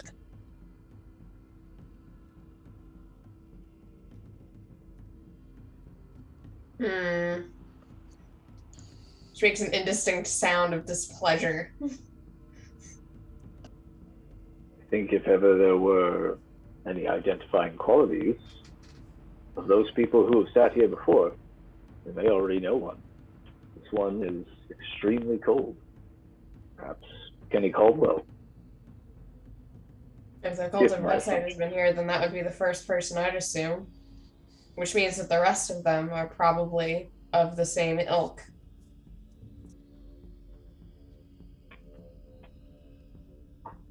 Perhaps. Do you all find anything to Garrus and Griaz? Griaz, as you and Gaharis are finishing your roundabout, you don't find any secret entrances. You just find a door heading deeper in. There's another light switch opposite. If you can place the room back into darkness if you wish. However, Griaz, as you turn, and you still have your goggles on, correct? Yes. Yeah, so it's just that 10 feet. As you turn to look at Israel, as Israel reports, what they're finding and anything else, you see one of the wild mange wolves from Nightmare via your true sight, kind of just not even aggressively, just kind of curiously sniffing at Israel's hand. But as they're in a different plane, Israel does not seem aware of them. And as you kind of look at it in shock, it kind of like glitches lightly to the left and like glitches back into place, and kind of sneezes a bit and continues to just kind of pace, and it eventually leaves the range of your goggles, vanishing from sight. He's just gonna, like, when he first sees that, he's going to reach for his new elemental pistol, but realizes that's probably not going to shoot into the astral plane, so he just like sticks out a very long arm towards Israel. Hey buddy, real slow, real slow. Everything's totally fine. Do not panic or make any quick movements. Everything's totally fine. And yeah, she's like, that everything is not totally fine, but she's gonna follow the directions because she's not an idiot. She's like, if it isn't totally fine, then sure, casually walk over. All right. And once it is kind of like drifted off, he's going to very quickly turn to Kaharis and Israel. Okay, real quick, those fucking like werewolf things, the wolf things that we saw in the Plane of Nightmare. They're here. They are here right now. I don't know why, but I just fucking saw one of them. That doesn't make sense. Why they would be here? I mean, after all, we have closed the connection of the planes between. We did there, but this place could be glitching. With all the magic spilling everywhere. Raw magic. I am going to draw my sword of nightmare. Griaz, and Ivron, you're still in the room, so you're privy to all this, for the record. Griaz, through your goggles, you can see the wild magic wolf start to kind of, again, like staticky and glitchy, appears back in your vision as it walks into your 10-foot radius. And again, it doesn't even seem off-put by Gaharis. And in fact, when he draws it, the Sword of Nightmare, it kind of curiously kind of starts sniffing at the sword. And you can see that it's like kind of sizing up the blade as its head glitches to all different angles of it. Not even seeming to treat it as a weapon that could hurt it, and more as like a magical curiosity.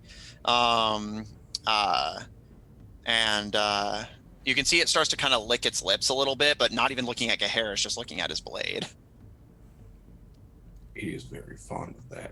And yeah, if he runs in the room, he's got to snap his fingers and nightmare wolves. I will sheath my blade. Nightmare wolves.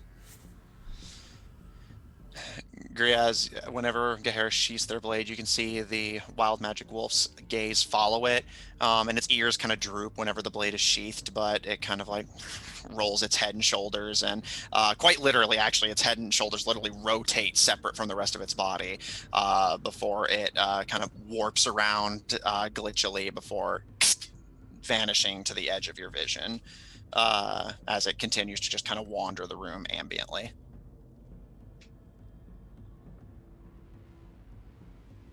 What are they doing exactly? He's just gonna walk over and kind of pop the goggles on, or at least hold the goggles kind of like over Ivron's eyes so he can see through them as well. Ivron, as Griaz approaches you, you can see that the wolf appears to have taken an interest in you now, and is actually completely weightless to you, propping its paws up like a dog onto your chest to kind of like sniff at the goggles as Griaz holds them over your head. And again, it kind of licks its chops and kind of sniffs. And again, you can see all this, but you can't feel any of it. And in your periphery around the goggles, there's nothing there. And it eventually seems to lose interest and kind of looks around before Griaz, you and Ivron through the goggles can see its gaze settle on Israel across the room, and it starts to kind of pad away before again going to the edge of the true sight range. Okay, all right. Everybody's here. 1, 2, 3. 1, 2. Where's Utaka? Griaz, as you and Ivron are still looking through the goggles, you can see the wolf kind of glitching and statically warping around away from Israel before it suddenly freezes. And it kind of looks up at the air, and you can see its ears kind of glitch and tilt before they fall upwards as if listening for something. And you can't hear it, but you can see it howl before going down into like an aggressive posture and vanishing in a flash of static. Boy's in trouble. God damn it, the boy's in trouble. God damn it, where'd he go?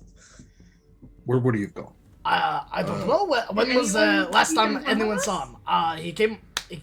He was in Elevator. the elevator up with the us. elevator with us. Are there other doors on the floor we're in? There's Israel. Many. I'm gonna start Israel's going down going those to, and just checking every single office. Israel's not checking every single office. She goes back to the robot and goes, "How many of us were with you as we went down the hallways?" I had believed there was 5 at my last head count. However, on closer inspection, I believe we are down 1. Shall we investigate the Right. facility and locate your missing member? Yes, please. Very well.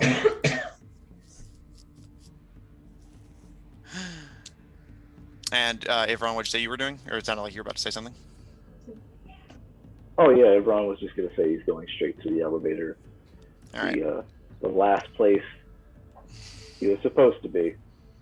And Griaz, anything from you?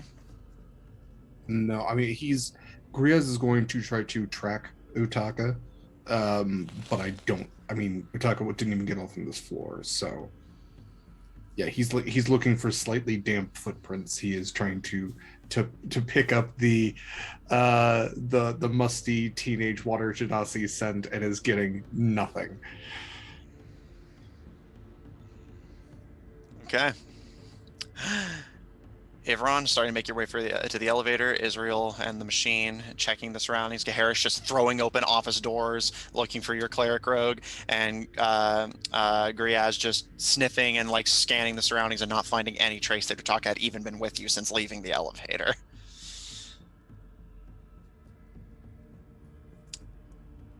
And I think we're gonna take a break there.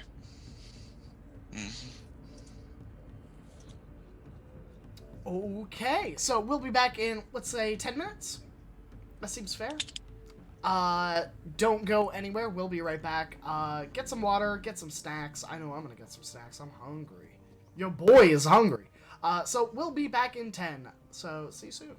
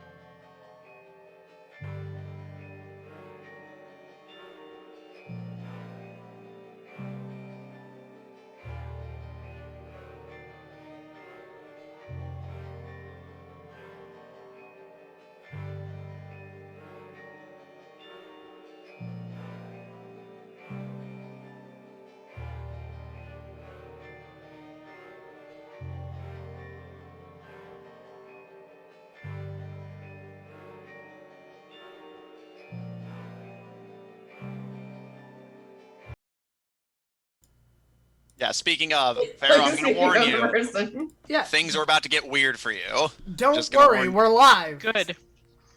I Yeah, didn't just wanna- give you a countdown because I like watching you all panic. It's fine. Yeah. Oh no. Oh no, he's done it again. Welcome back, everyone. Things are about to get weird. I hope everyone grabbed a snack.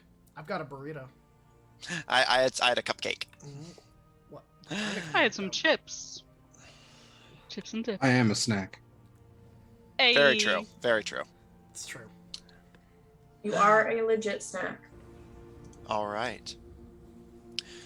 When we last left off, the party explored deeper into the research facility, managing to find more evidence to imply that the Children of Red Site may have been operating here under the either under the guise of or potentially actually acting as researchers.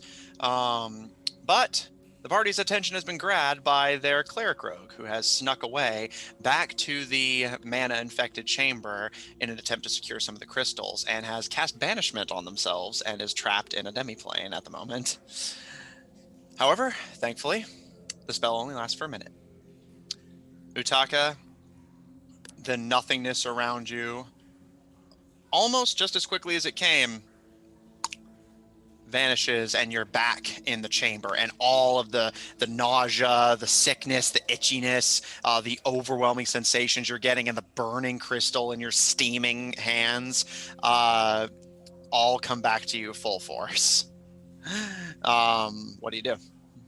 I believe he was going to try and break off a piece of it with his teeth. See if he could. All Make an unarmed strike. Yeah, sure. A thing he's not good at, so I'm gonna guess an 11 doesn't do much. Actually, that will. Oh, okay. Utaka, you bite, and you can feel as it bursts in your mouth, since you're using your teeth, as it bursts in your mouth, this intensely spicy feeling goes all over your mouth and tongue, and you're immediately violently sick again. Roll me another d20. Yeah. 6. Where did we all go wrong? How did we let this happen? We didn't put him in the corner enough. Were we supposed to get a More lead? discipline. Were we? Out of curiosity, Utaka, are you saying anything, or are you just like kind of making vague noises? Well, he did ask while he was in the plane, can you hear me? Are you there? Yeah, well, I mean, like at this moment. Okay, at this moment, as he tries to keep it down, the bile. Yeah. He's trying to swallow some of that crystal.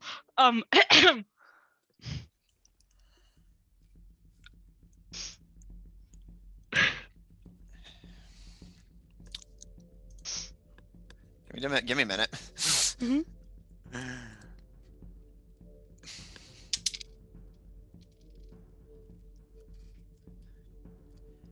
Utaka, you take 7 damage. Just no damage type, just damage. And one of your 4th level spell slot, or rather your 4th level spell slot, is sapped away from you.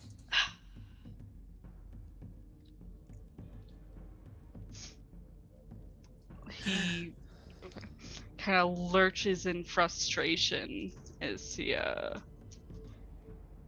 feels some of his magic fading away. And he looks around. Doesn't make sense. It is only crystals in here, right? Like Basically, else? yeah, the chair and the blood are still there, but yeah, everything in this room and even some of the next have been overwhelmed, because you've seen that this crystal stuff spreads as they burst, much of which is on your face now and beginning to solidify. Mm-hmm.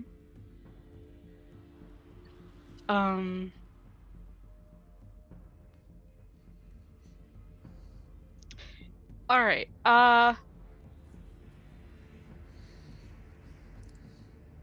So let me maybe explain a little bit what he's looking for here. You've been describing all of these uncomfortable sensations as him being uncomfortable and itchy and Mhm. feeling more wet than normal, Yes. which are both sensations that he associates with moments where he is closer with his gods. Yes. He's under the impression that this stuff is bringing him closer to that sort of font of power. A fair assumption. As the crystals in your mouth and around your face begin to solidify and engorge, roll me another d20. Okay, I'm banishing that d20. Fuck that one. Yeah, a 2. That's not better. Wait, no, I'm gonna do select point. A 10. There we Okay. go. Well, you don't even know what this is for. It could I don't be know, a worse 2 to roll is high. terrifying.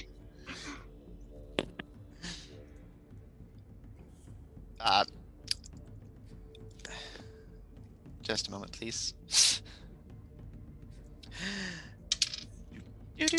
Gotta make some rolls. Okay. Utaka, you take 19 necrotic damage as you cast Inflict Wounds on yourself. Yeah, okay. Wounds all over your body just suddenly burst open and fountains of blood begin to pour down into the chamber below you. And you can even feel some of the crystals on your face just detonate, only spreading more of the liquid and causing them to harden and crystallize over even more of your face. At this point, your forehead, this side of your face, and much of your mouth is completely crystallized. Congrats. You probably look like one of those monsters from Mass Effect. Yay. Yay. And bear in mind, this whole time you still feel nauseous, you still feel itchy, and at this point you're vomiting almost constantly and feel like you're about to pass out. Mm-hmm. Cool. Very cool. Love it for me. Get it, King Me, Slay. the person that I love it for.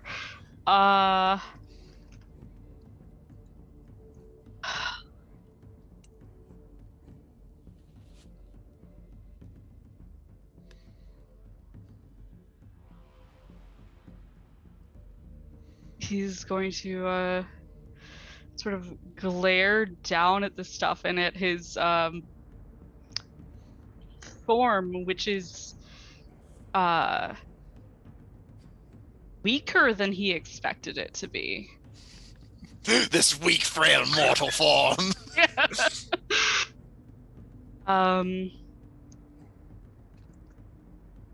And he will grab some of this crystal as he starts stumbling towards the exit of the room. All right, holding the crystal as it still burns and singes your skin, you start to stumble sickly and almost like nauseally, blindly towards the door. Roll me one final d20 to see if you can make it out of here in one piece. 17.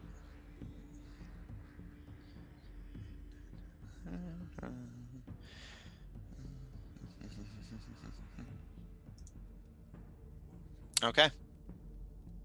Okay. Utaka, you stumble out. At this point, the crystals have pretty much overtaken, and you can't even actually open your mouth anymore as the crystals have sealed it shut. But as you start stumbling your way out of the room and start like dragging your mutated... Because I want to really put into perspective what's happening to you, Utaka. Your hands from holding this crystal have burned down to some of the bottom layers of skin. If you lose more layers of skin, you're down to muscle and bone. Your mouth is sealed shut by this crystal material you ate, which is also overwhelming a good chunk of your face. you're nauseous, you're vomiting, but you can't open your mouth up to dispel any of it. You're bleeding from your eyes and nose, and everything the crystal touch burns away. So I'm having a really good time. Yes. Yeah, you're like drowning in your own vomit. I think that's what I heard here. Yeah. Since your Well, mouth is he can sealed. still breathe through his nose. Maybe.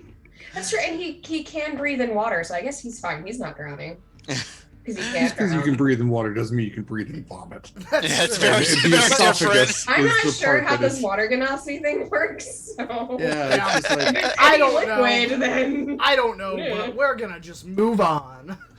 chunky water. Yeah. But can he reach up and try and start breaking some of the crystals off of his mouth?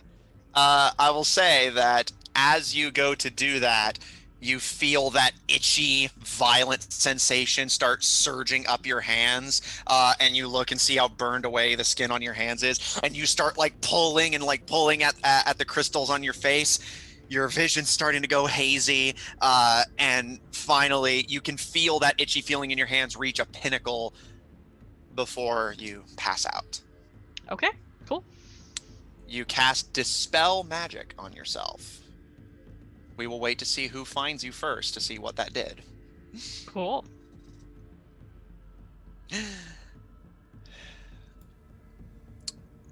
Ivron, Israel, Gaharis, Griaz. Your search for Utaka on this floor has borne no fruit. Gaharis, you're kicking down the door of every office and finding nothing. Although you do see some very nice chairs and even the occasional decorative weapon.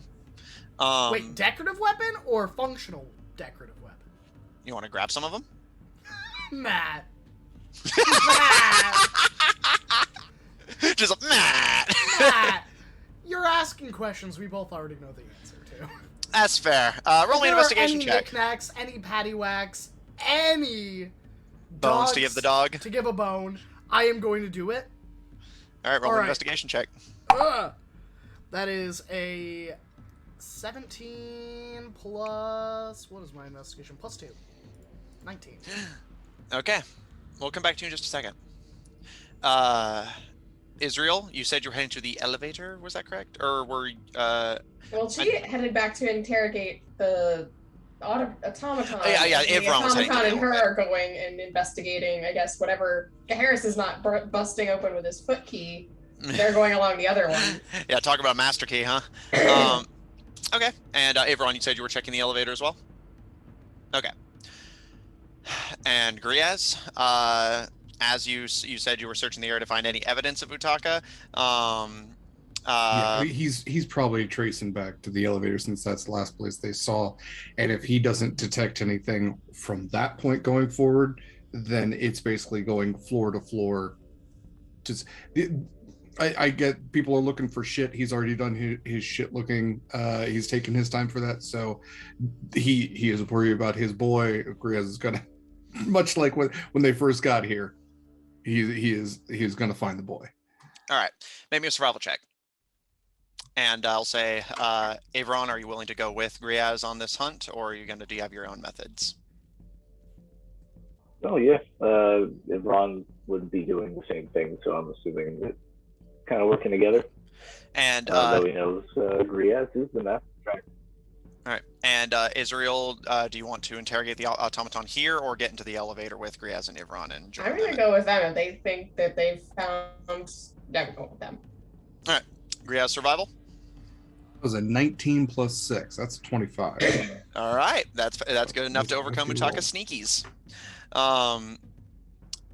Griaz, you start. You don't know which floor Utaka got off on, so you just start hitting floors. You come down to machinery and storage, and don't see any wet footprints or any sign of activity, nor do you hear anything. I don't smell So- any angst. Yeah, so you make your way down to research and development, which you see, it's subtle, but you do see some moist footprints leading away from the elevator towards the stairs. Foolish Utaka. He left his MCR CD. As you three make your way down with the automaton, you find yourself back in that hall network and see that Griaz, the valve for the radioactive door is turned slightly, but the door itself is closed. He wouldn't be that dumb, would he? Avron. You asked that question, and you know we're going to have to look. He put an X on the map. You think he would honestly listen to the X on the map? Maybe he saw it as like a there's no, he knows better. Israel is already moving forward. She's going to check. Make a strength check. All right. We had such a bad time in there the first time. I do not know Oh no, why he went back. she does not. She rolled a 4. Israel, you start trying to force the door, but you just can't get it open. Griaz, everyone, one of you, come on. At least if we look, we know he's not in there. Yeah, Ron will assist in opening the door. If that's what Griaz is doing. All right, Griaz, make me a strength check with advantage, and Israel, roll me a D100.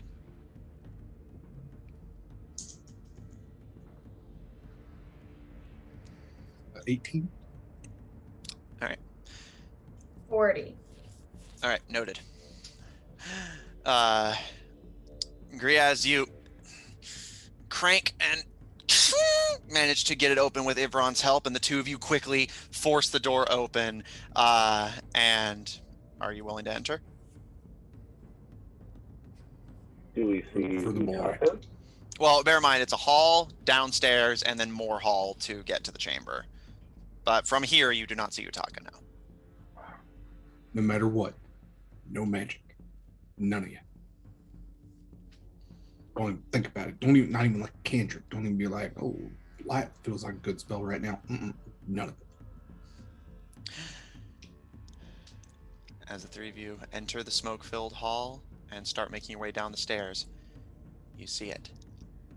At the base of the stairs is Utaka unconscious. Their mouth and this side of their face are bleeding badly, and blood is trailing from their eyes and nose, and they're in this pool of this light blue powder and liquid mixed with their own blood and vomit, as they just lay unconscious in the pool of liquids. As far as you guys can tell, Utaka seems, Griaz, since you saw the crystals in the chamber, I'll say it looks like Utaka got a hold of a liquid form of it somehow, and then passed out as it gradually made them sicker. I'm just gonna lift Oh. Utaka, sling over the shoulder. Yeah, like, and Israel's gonna like push them all back out, like out as fast as possible. Griaz, roll me a D100. Yep. If Ron will... So, Gaheris is still upstairs, yeah? Yes. Alright, well then if he hasn't come down at this point, Ron would go quickly to be like, I think we've spent enough time here. Utaka's dying. We probably should get out. Get decontaminated again. It's a 95. Noted. Griaz, slinging Utaka over your shoulder, you start hurrying towards the exit, and Israel, you shove everyone out and seal the door behind you.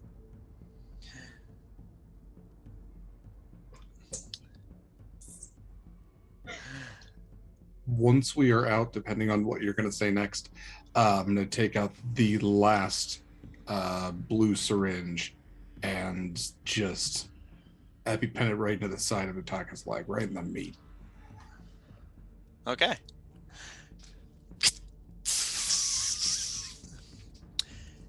And you notice Utaka's skin grows paler, losing its blue tint and becoming a more, I don't want to say standard, but more human, brownish color. However, this effect seems incomplete. Utaka's fingertips, neck, and where their blood is coming from does remain their natural blue, but you notice the fuller parts of their body have taken on a more brown tint. Does it look like he has a clear pathway for breathing? And Like what's the situation on the did, crystal? did like the crystal fall away kind of stuff? Or when you guys found them, their face is damaged where it was, but it seems as if Utaka casting Dispel magic on it basically melted all of it. But the process still knocked them out.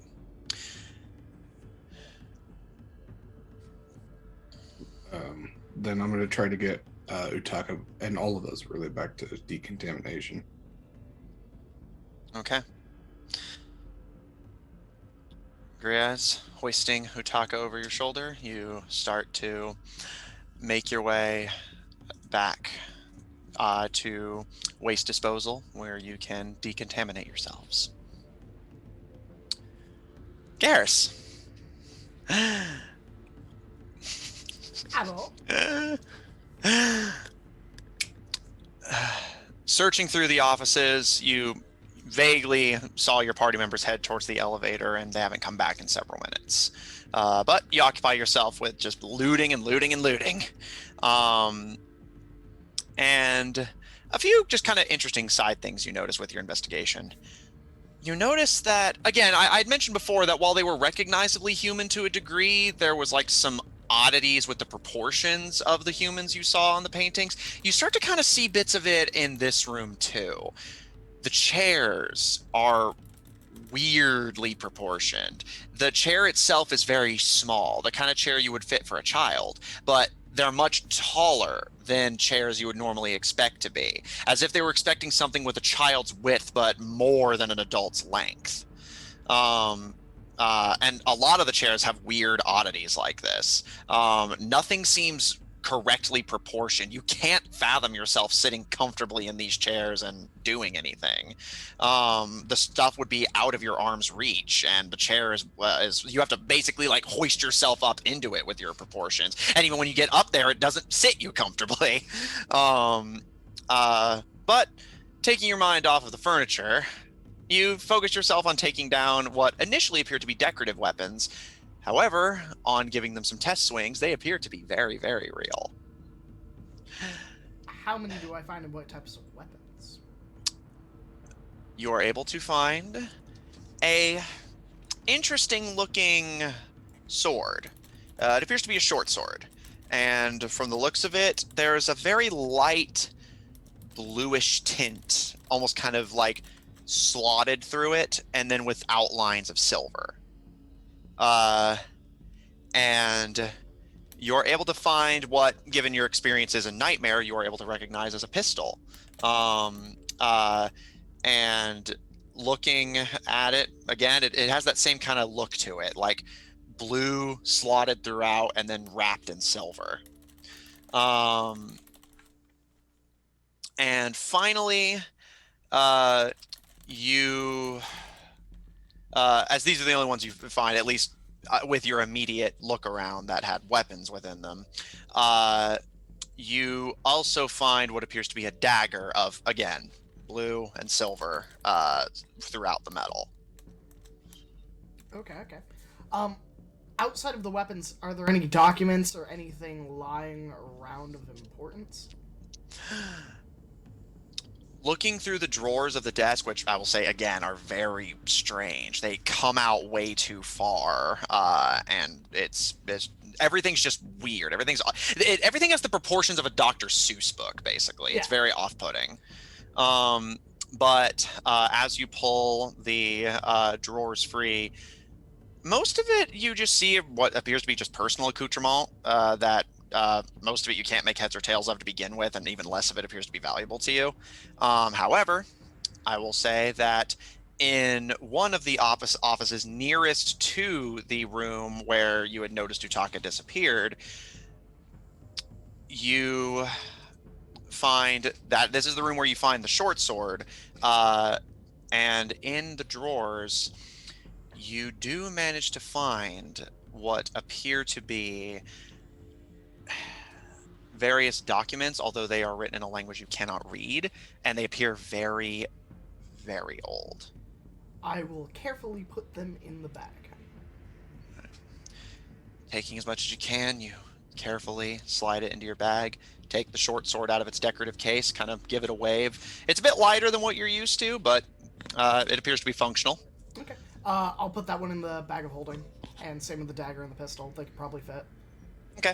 Anything else you want to do while you're up here? I will allow you to keep looking. I'm just saying that's what you find. I mean, Matt. You know I'm gonna keep looking until someone comes and grabs Gaheris physically and says we gotta go. I'm gonna keep looting this place and looking for cool things. All right, make an investigation check, and we'll come back to you. Sure. That is a nat 20 for a 22. Noted. Israel, Griaz, Ivran, Utaka still unconscious. So do you want to just go through the decontamination process courtesy of the automaton, who I believe you brought with you? Yes, Israel was talking to them. So do you want the automaton to walk you through decontamination? Sure. Right. Why not? While Oh, they're woman. doing that, I can concentrate on pouring amounts of healing potion directly on some of the wounds, because I don't know what it's going to do when he can't throw it up or ingest it, but I Well, I feel was like it's going to improve something. I don't know. I think if Israel's trying to do that, like, I would wait until after decontamination, because I think there's magic in that, which is why he recycled What the if first he time. dies before we get there? There's so much blood. Look at his hands.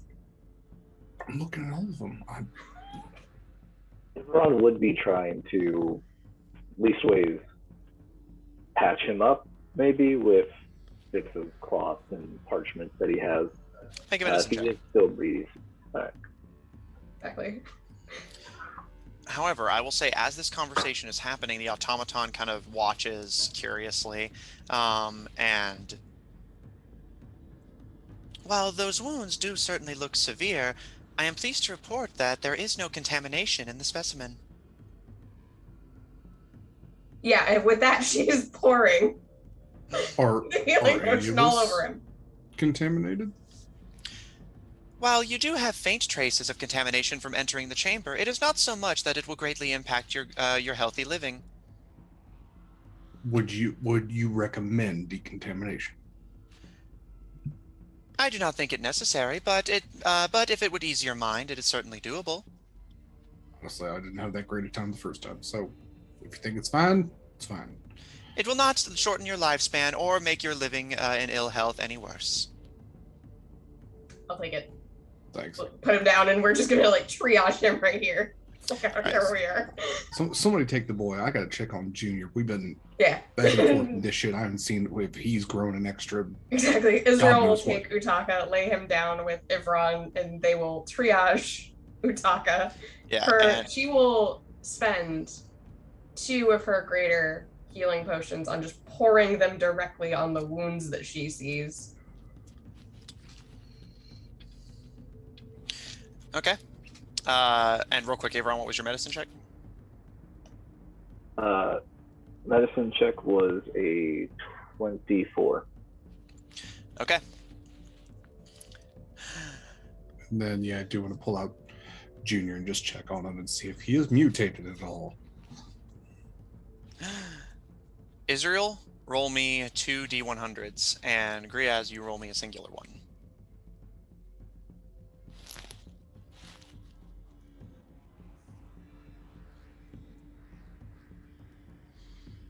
Seven.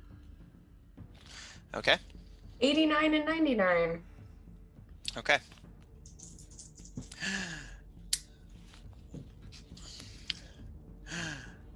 Griaz, as you pull Junior free, they don't look good. They seem like they're kind of like shaking in place, as they've been through a lot in your backpack recently.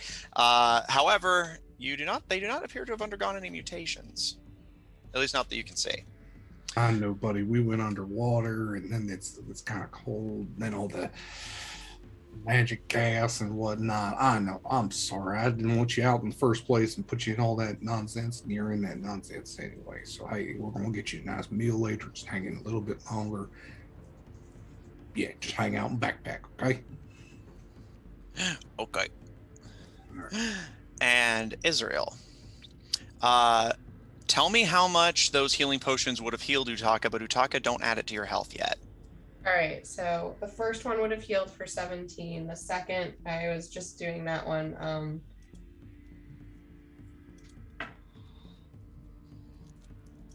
12. So together, that's 29. Awesome, awesome. Thank you so much. Okay. Noted, noted, noted. And again, Knight of 100 rolls. That's why I offered that for the title. Please roll me 2 more D100s. Stuff's gonna happen, I promise. I know. That's the fear.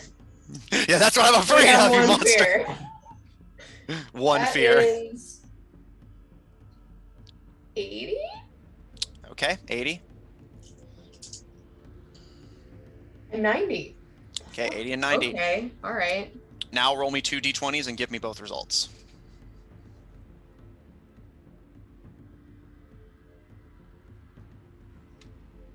A 16 and a 12. Okay, 16 and 12. Okay, okay. 16, 12, 80, 90. Okay.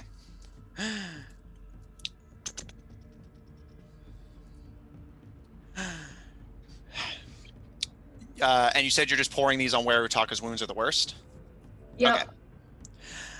You uncork the first healing potion and start to pour. And as it kind of splatters onto Utaka's wounded face, you notice that the potion kind of flickers a bit before vanishing in a wave of static. And in its wake, Utaka's skin is seemingly repaired as if it had been healed, but where parts of their skin, because of Griaz's shot they had given, had been turned into a more human, like kind of Caucasian color. It is now a much paler skin color where that staticky effect happened.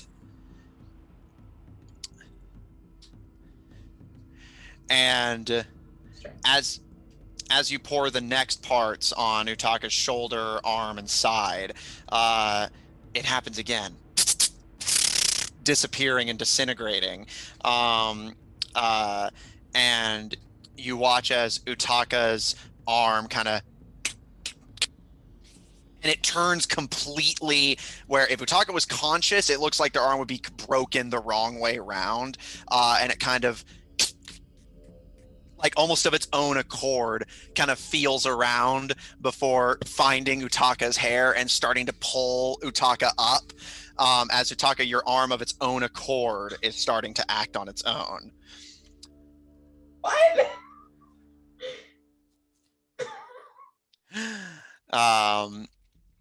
What in fuck is he like? I'm really glad he's still unconscious for this. However, as Utaka, that gladness doesn't last too long, as now you get the healing that Israel had promised you. So Israel, that was 29 in total, I believe, correct?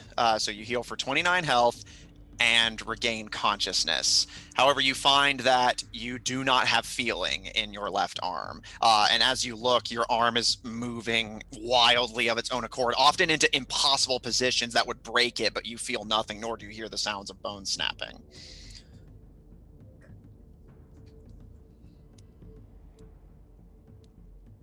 What the fuck? She just starts shaking him. He starts like rasping for breath. What are you doing? And as Utaka's rasping for breath, their arm starts to pat them on the back.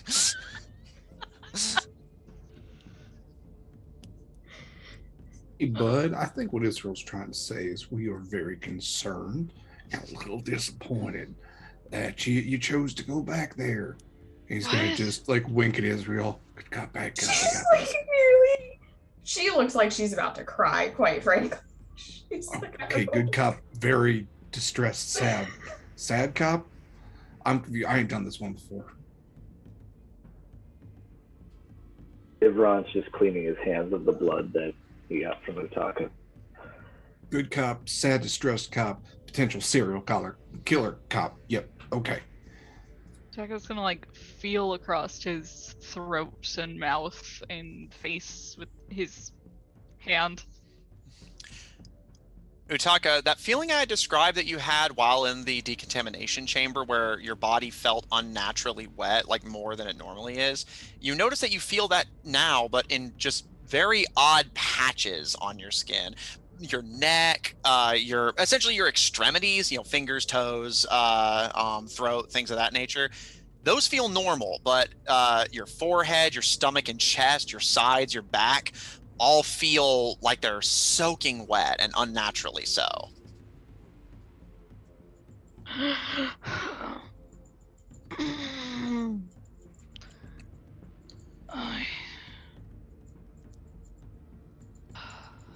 He's gonna like kind of like start like looking around frantically, uh, trying to figure out where he is, and then also like trying to figure out what the fuck his arm is doing, because apparently it's moving. He Yeah. didn't feel it moving, but it's moving.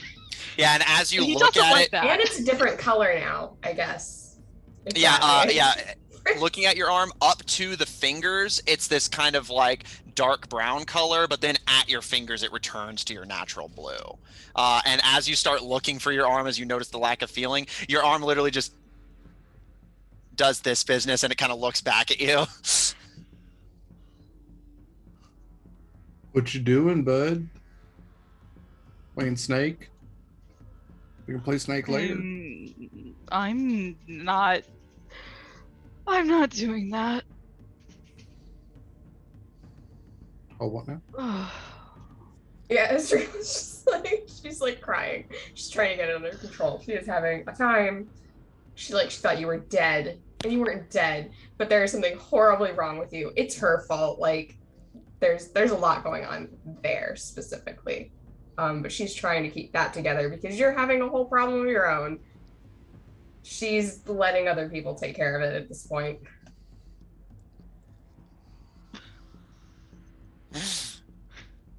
Utaka, do you want to tell us?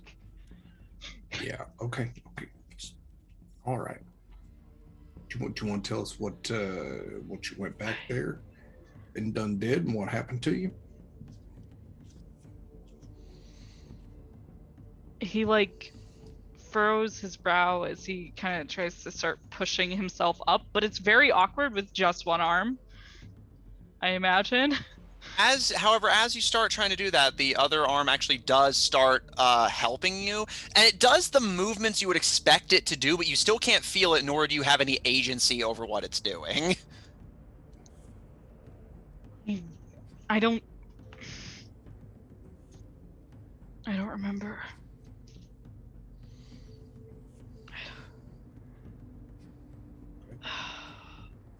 Glad you're okay. Am I? The arm kind of pats you on the chest and gives you a thumbs up, Utaka.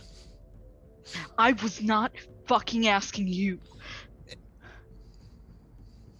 Like just kind of holds up the hand and. Okay, well that's new, and just put it out there. Amputation is on the table. Okay. You can see Utaka's arms start to shake violently and like whirl around. Okay, I need to put earmuffs on that thing. I just need to figure out where the ears are. Glad you seem to be okay. We was looking in another room and saw some of them nightmare wolves in the astral plane. So I think I dreamed about them.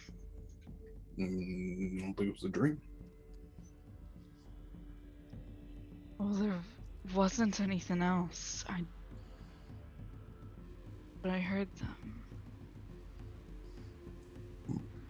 Do you remember why you went back in that room in the first place? There's something in there. It's that crystal stuff, but it's gonna mess with your magic.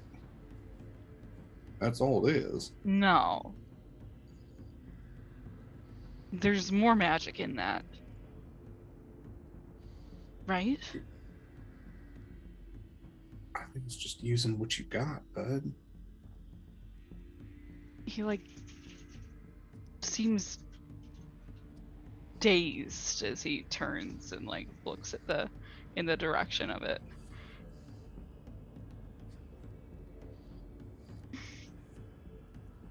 His hand turns and looks to Yeah, the hand returns to bad its, hand. returns to this business and just starts looking at Israel, Ivron, and Griaz, periscoping like a snake. As again, it's going in these directions where again, Utaka's elbow would be broken under normal circumstances with the ways it's bending. Yeah, what's your deal, Arm? Utaka's arm kind of seems like it's thinking for a while. Do you know sign language? And at this, it kind of perks up and kind of baps on Utaka. You feel your arm bap on your shoulder, and it kind of grabs your head to kind of whirl you back towards the other three. And Utaka, you feel sensation in your other arm begin to drift as Utaka, against your own will, although you can still feel your right hand, against your own will, you start to do sign language. Do I understand it? Yes, it is. It is Okay, using okay. a common dialect that you can speak or read, rather. Okay. And after a moment, the two hands kind of look to each other, and there's kind of a small moment of consideration before. And they start to sign. And Griaz, Israel, Ivron, you start to communicate with Utaka's hands, independent of the rest of them. Okay, this is interesting. Can you be brief about your point of origin? Magic in the blood, mutation, sickness. I don't like that. It's not He good. says as he looks down. Not great. Not a good start. Let's see if we can make this better. Sickness in Utaka? Yes. Sickness in the blood. Cells dying. Blood poisoned. What are cells? I think it's like something in prison. I don't know. Poison. Is the goddamn robot there? Yes, the automaton is still watching, just seeming kind of curious about the interaction. Is this poison in the blood? Is that something you can assist in remedying? I know very basic medical treatments, but I lack the chemicals to perform a official detox. Would I know something about that? Yeah. Both of you make medicine checks. Oh, I was just saying that the cleric, I'm not sure I would know anything about poison in the blood.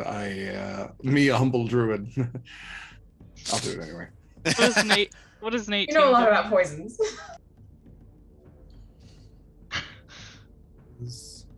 13. Where are your records on all this? Surely this is not an uncommon side effect of whatever's...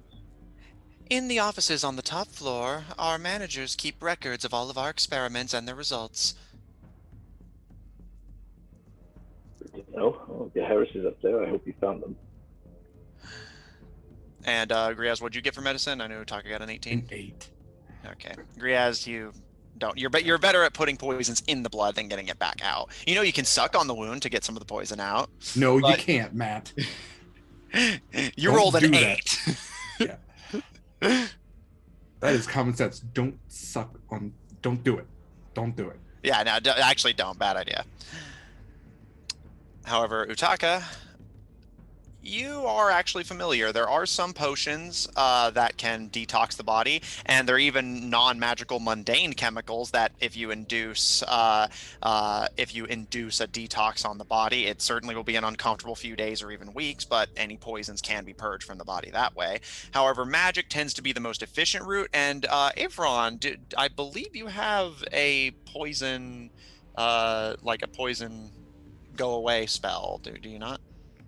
I forget the name of it. I'm sure that I do somewhere. Neutralize. Lesser Yeah, restoration, thank you. And neutralize poison should both work. Or you should be able to use a certain amount of your lay on Yeah, hands. lay on hands does that. Well, Yeah. lay on You can hands. use Lay on hands a pool of heals. it. Does it?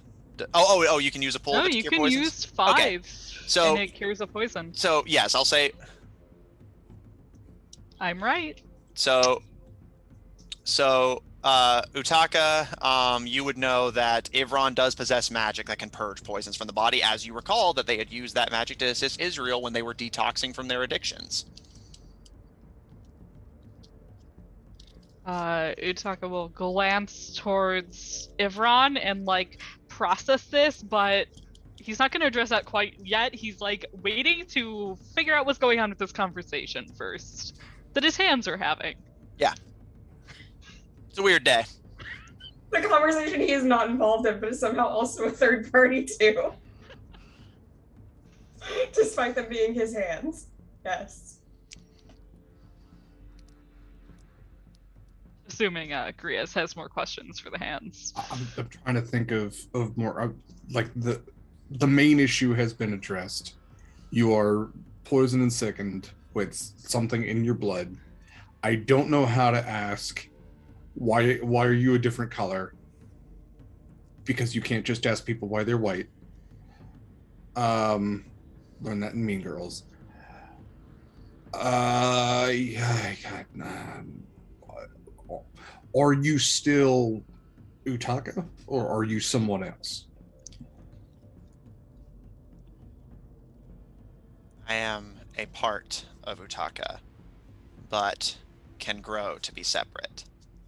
Oh, weird and gross. Okay, so Why?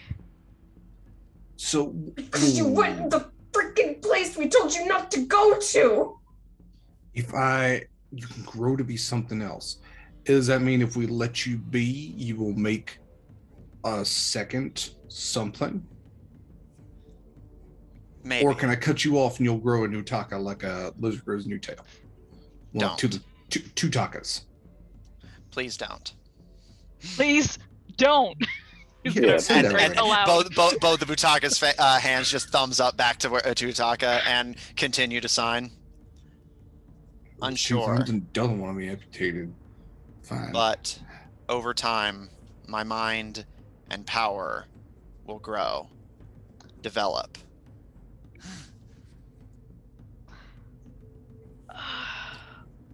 Congratulations, you're a father. Fuck. And Two Utaka, one of teenage your hands just fathers. pats you on the head.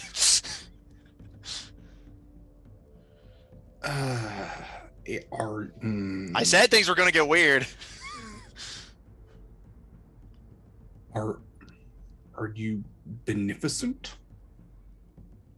Pardon? Yeah, that tracks. Utaka wouldn't know that word. Are you good? Or are you bad? Are you a good witch or are you a bad? What do you want? Also that. Yeah, that's good. That's a good question. I should have thought of that one. Yep. Initially, they start to hesitantly sign out things in response to your growing series of questions, Griaz. But Utaka, after you ask what do you want, they freeze and start to sign rapidly. And it's the same word over and over again in a mantra. Cookies. Money, money, money, money, money, money, money, money, money, money, money, money, money, money. I mean, I've got some. You should know that. More. Fair. I also want that. Do you just want that because I want that? Or do you want that, like, for some other reason? Most likely. What?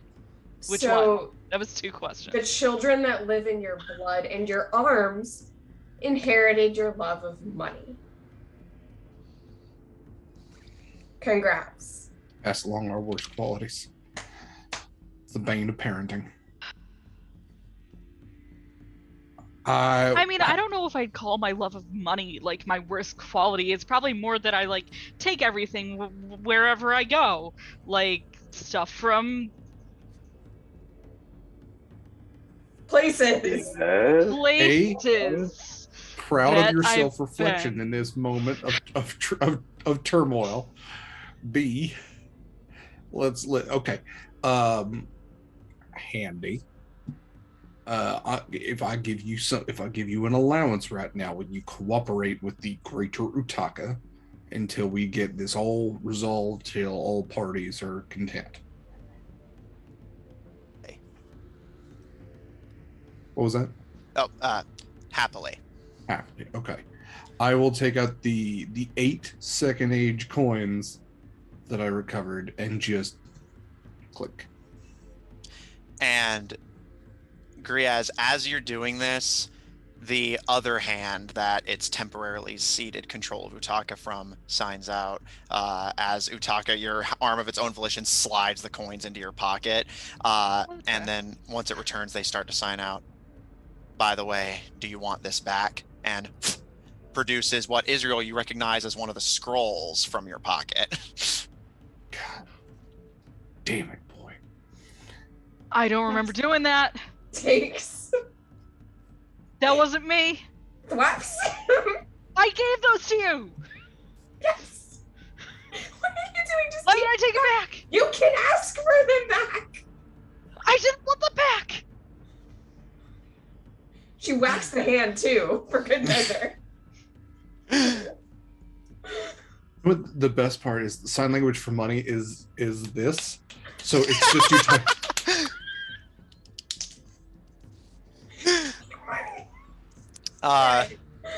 And Utaka, your hands give each other another high five before your right arm's senses return. However, they do not return to the left.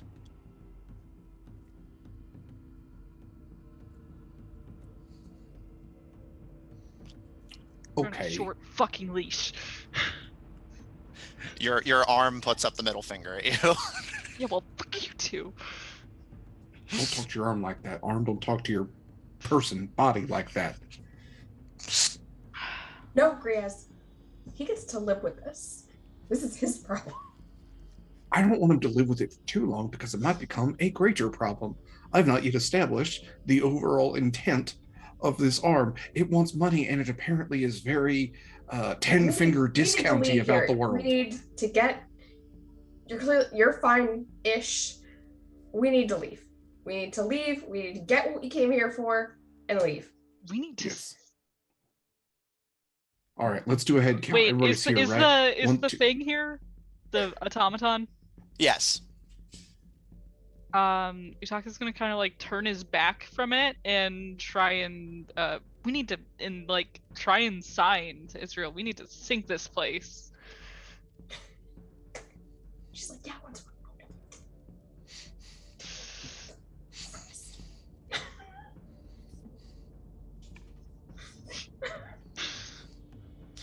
She does not look well. She does not look okay. Under any stretch of the word. We will pan back. Although, are you guys going to head back to the top floor at this point? I'll find the other blue ones. So yes. Yes. Okay. In that case, you guys start making your way back. However, Utaka, you have gotten your first mutation! Until this mutation goes away, you no longer have independent control of your left arm. However, they will generally work with you insofar as it does not go against their desires, which are now independent of yours. However, The hand is its own creature, which has proficiency in all dexterity skills. Is self-preservation one of its interests?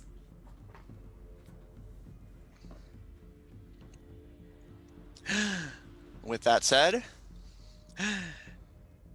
the 5 of you now start making your way with the automaton back to the elevator towards the top floor. Gaharis, by the time you see, or rather hear, your allies coming down the carpeted hall, you have picked up quite an arrangement of things. Tell me what I found, Matt. I will happily tell you what you found. First of all, you find a pretty good amount of Second Age coins, approximately, by your count, somewhere in the ballpark of 300. You also found several discarded bits of Second Age jewelry, which is made out of silver. That was how many? 300 Second Age coins, and you pick up 3 necklaces, 4 bracelets, and 7 rings, all made of silver. Do any of them seem like they are magical or give off any aura or look like maybe the years have been a lot kinder to them than it should have been? Make an Arcana check. I'm gonna waste one of my chat advantages on this because your boy is not smart or magic. 19 plus 1. They all look mundane as far as you can tell. However, you do suspect the sword, pistol, and And the dagger. dagger, thank you. You do expect that, or suspect that those 3 have some kind of magical property to them, as again, they do look a bit unnaturally well kept. While the coins and jewelry are generally in good condition, there's at least an obvious sign that age has taken a toll on them. Okay. So the coins and jewelry don't seem magical, but the weapons you suspect might be. Alright, so what I am gonna do... How big are the bracelets? This is a good question, because they're... No, is it child size? Because the people are super slim and they're super small? Or is it my forearm size? Is it my neck size?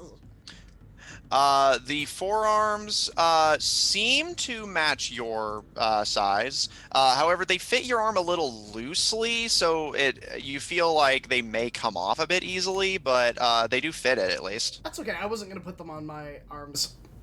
I was going to put them all on my tail, which is, longer, closer to me, and shorter as you go down. So I was going to just slide them onto my tail. Okay.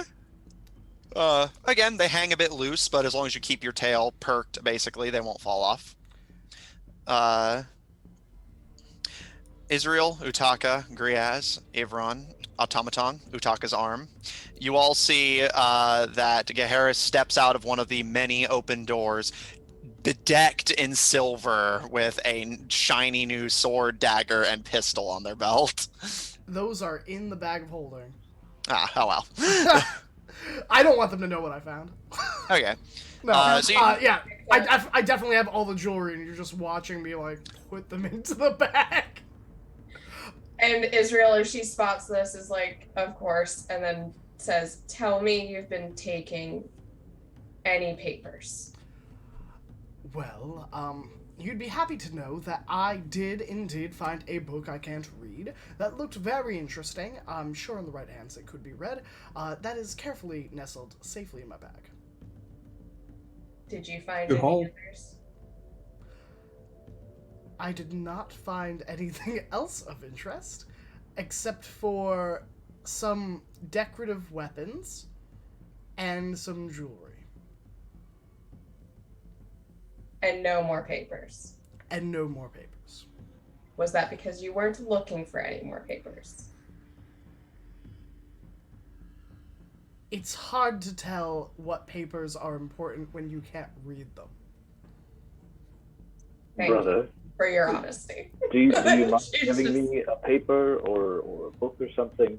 Yeah, of course. find out Of course, what brother, of course. And I'll pull out carefully, let me preface, carefully pull out the book that is very old, and gently and gingerly give it to Ivram. Here you go. I'm not really certain what it's about again. I just kind of found it. But you know how these things go. I'm sure there's nothing terrible on it. I can go looking for papers if you want. What's I'd wrong peek with over your Israel's like, Ivram's- I'm coming with you. We'll go both look for papers. What is wrong with Utaga's arm? I'm fine. It's fine. He's not. We're gonna talk about it. We'll talk about Yeah. it later. We will. Find some Once more we get papers. out of here. Come on. Yeah, the boy did a thing. Can I peek over Iran's shoulder to see if the writing is intelligible to me? Let me double check what languages you read. It's not. Okay. Then seeing it's just gibberish. Hey, Harris, can I see those fancy ass weapons, decorative weapons you got? I want to see how decorative they are. Of course. Would you like to see a pistol, a dagger, or a short sword? I was going to take a look at all of them because I got one of them that didn't look the way that it looked under normalized sight, under true sight, and I was going to give it a little true sight and see if you actually got what you think you got.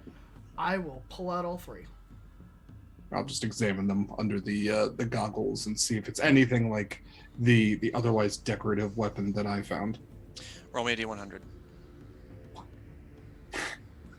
Oh no.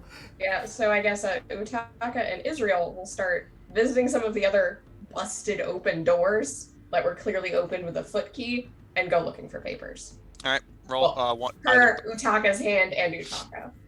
All right. Either one of you can roll with advantage, or you can both make separate rolls. Your preference. Make the hand do it. Yeah, exactly. You know what? The hand's gonna do it. Sure. Utaka's hand. Roll for us. For investigation? Sure, why not? I don't Whoa, know. in our defense, What it is has this? no I ears do but have has the been better able to investigation if hear. you want me to roll for us. I just want you to peek the hand around corners. Just to... Comes back. All clear. Can't see somehow, I guess. Yeah, it must have blind sight, and it must have an ability to hear because I it has mean- no ears. I have blind sight. It is a part of me. That's I would true. also, I would also like to point out that Utaka has working ears. Yeah, of course. And Anyway, 30 feet of blind sight. That's an 18 investigation. Okay. And Griaz, what did you get on your D100? 66.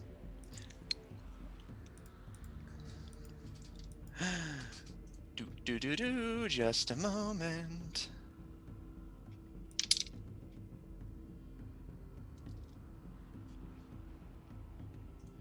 Okay.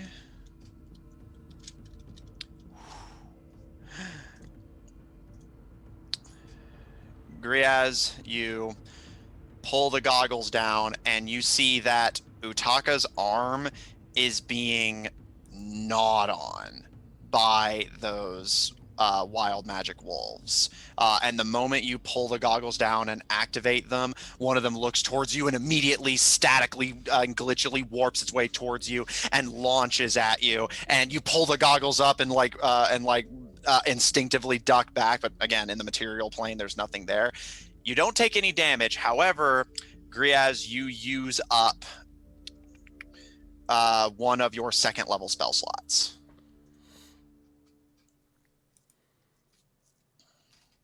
Cool, that's great. I only had 2 of them left to begin with. Neat. Hey, Harris, I'm gonna do that later. Utaka, everything is totally fine. Utaga's hand gives a thumbs up. Wouldn't say it wasn't true. Maybe just like swat every now and then, just in general, just maintain some movement. I don't think I want to be here anymore. Yeah, agreed. Yep. Well, that does bring the problem up. I mean, not to, bring it up, but we did kind of promise the goblins that we'd make this a livable place for them and the refugees. Yeah, no, that's not possible. Yeah, I think we should make it a livable place need to for leave. fish. We should all leave. Everything should leave. Utaka's gonna glance towards the automaton when they're saying all this very blatantly and see if it's reacting to the facility being threatened.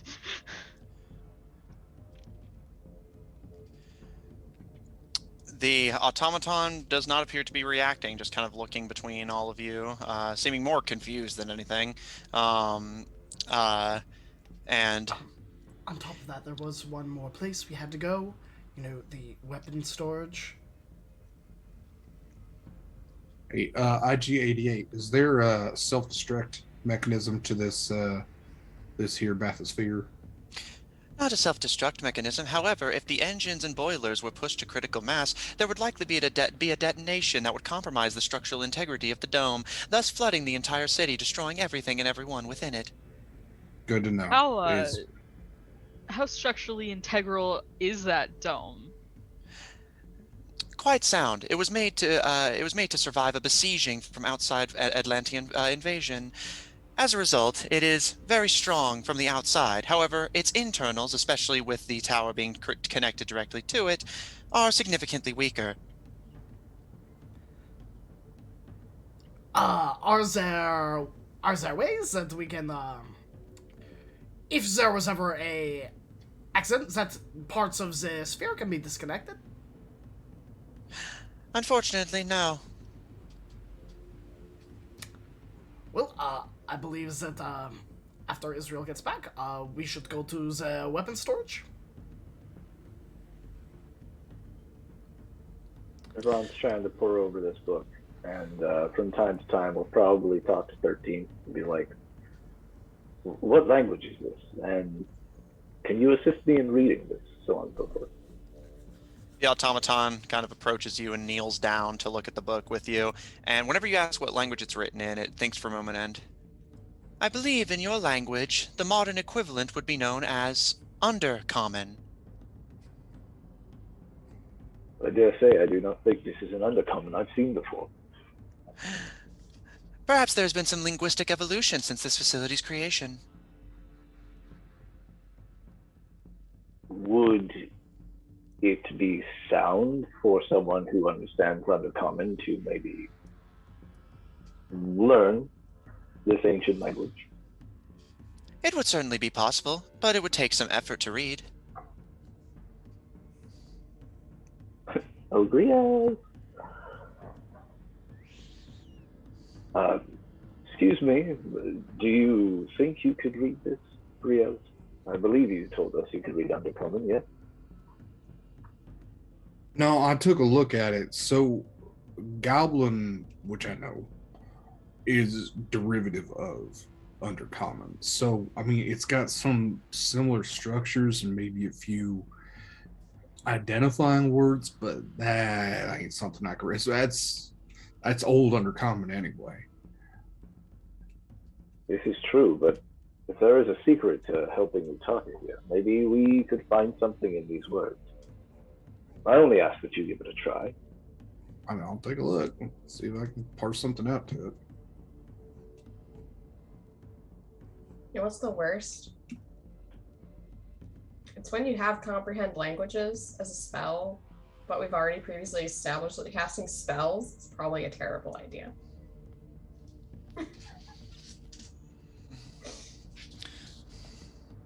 I mean, I'm assuming this is all as we're like walking too. I'm not. Oh no, like Israel's in a different room, which is why she can't offer the cheat. Oh, okay. If you translate it, as long as they aren't to hear. Speaking of, Israel and Utaka searching the rooms that Gaheris busted. While you do find the occasional paper, it is as Gaheris said. Most of what you find, you can't read well enough to establish what is and isn't important. You can see that everything's important if it looks like it was in a desk. All right, so you're just going to try and grab everything? All right, I got a bag for that. Yep, we got a bag for that. And we're putting everything in there. All right, okay, I will say it would fit in the bag, but it's a lot of paper. So being delicate, because again, these are old papers that could easily... you start just stuffing research papers and documents into the bag of holding. Utaka, your other hand, participating occasionally to help nab a few. Although, Utaka, you do notice it start to kind of reach towards Israel's pockets when it thinks Israel isn't looking occasionally.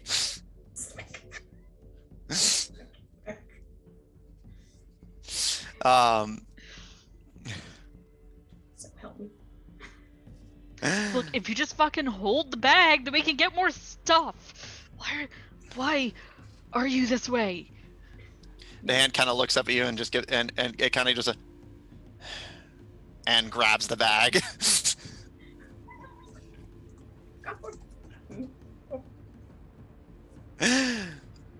Work with me.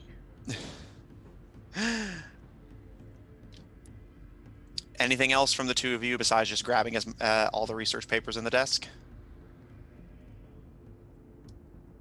Are there any like knickknacks, small portable things of questionable nature?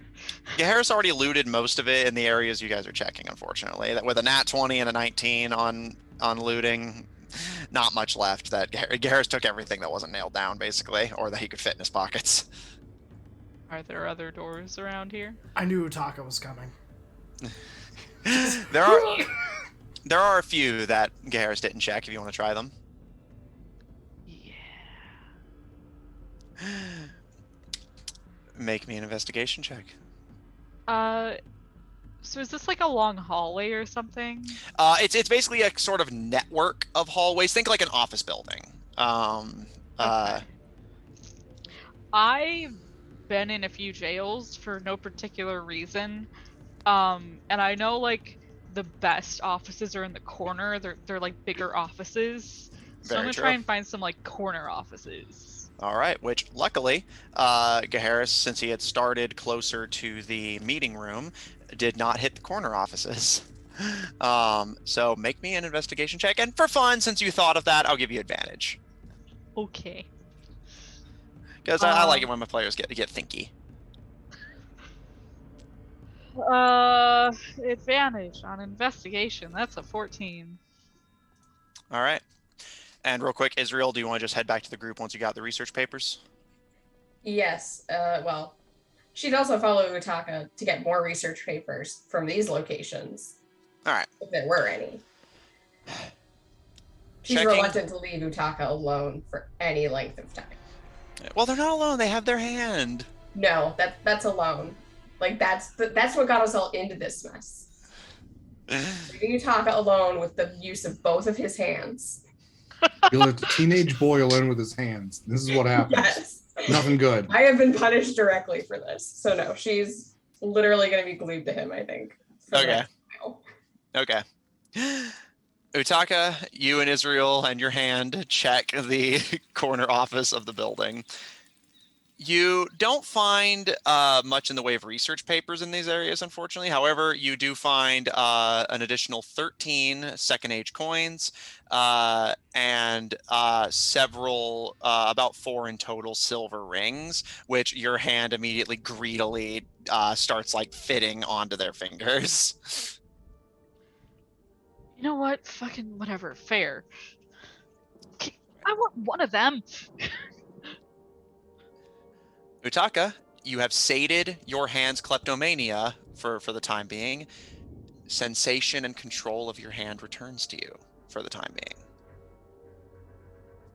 He like reaches for one of the rings and like it actually comes off as the thing like settles and he's like, oh.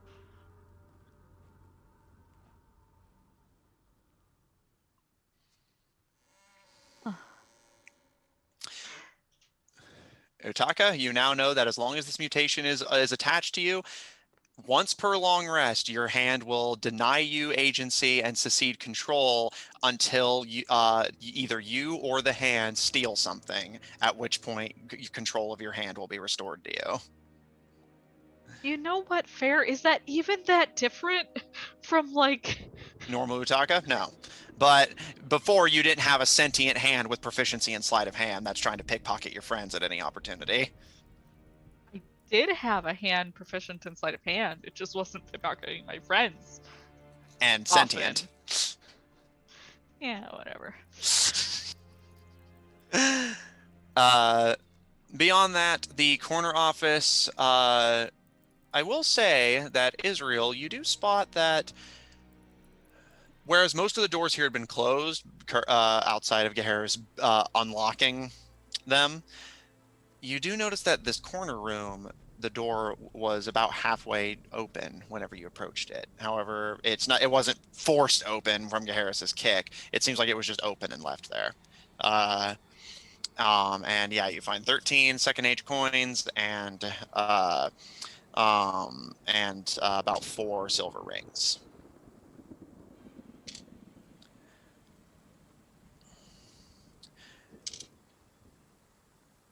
Do the two of you return to the group at this point? Sure. Yeah.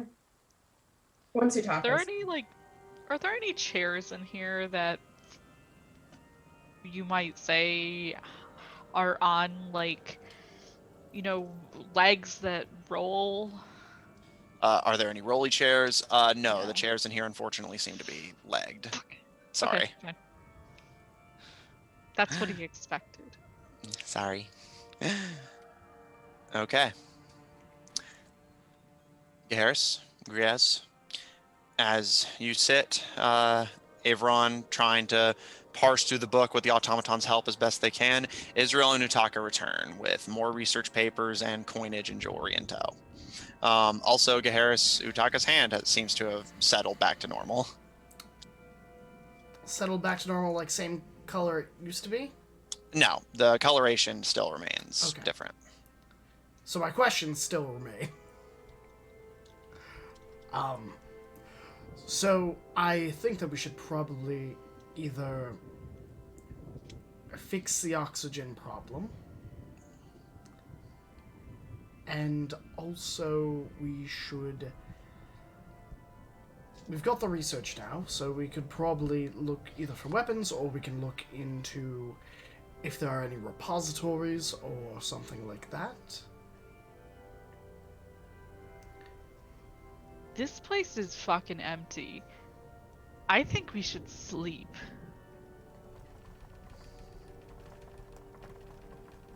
Do we want to sleep on the other side of the magical gas? Israel is nodding her head very repeatedly to the I'm not in the currently gas-filled, contaminated room. No, but we're on, like, the 4th floor where it's offices and, like, not all fucked up, right? No, like this entire tower is fucked up. Yeah, they The mentioned moment that, you like, entered the tower, you came into fucked up Phil. yeah. This whole place is running low on oxygen. It's just that the engine rooms are getting hit the worst. Yeah, we can go back up top where people are living oblivious to the rest of this. Alright. I look at Ivron for a moment. Ivron, if we blow this place up, all of the refugees and people in here are either going to die, or they're going to need to leave, in which case they're going to die just a little bit slower. We need a plan that lets all parties win. Well, first and foremost, if we blow this place up, what adverse effect would that have on the environment? Like, it is not just this facility, but the rest of the world that could be exposed to this. Is there a Secondly- way we could rig just this place, and she gestures to the tower, to be filled with that decontamination gas? I like to the Autobot. Do you ever taken, like, a container filled with air and dove down real deep? You ever do that before? No. Okay. Nope. Because I can, you know, do that. You get far enough down, and that shit starts, like crumpling. It's real strange. Anything happen to the side of that dome, it's gonna in. 13. Yes, sir. If we were to get the oxygen producing factory, no, that's not the word, device functioning, is there a way we can funnel out safely, or decontaminate the lingering gases? I'm afraid I don't understand, sir. We do not have a facility or factory for producing oxygen. Or how did you get oxygen in the past? Whenever the facility was first constructed, it was above ground.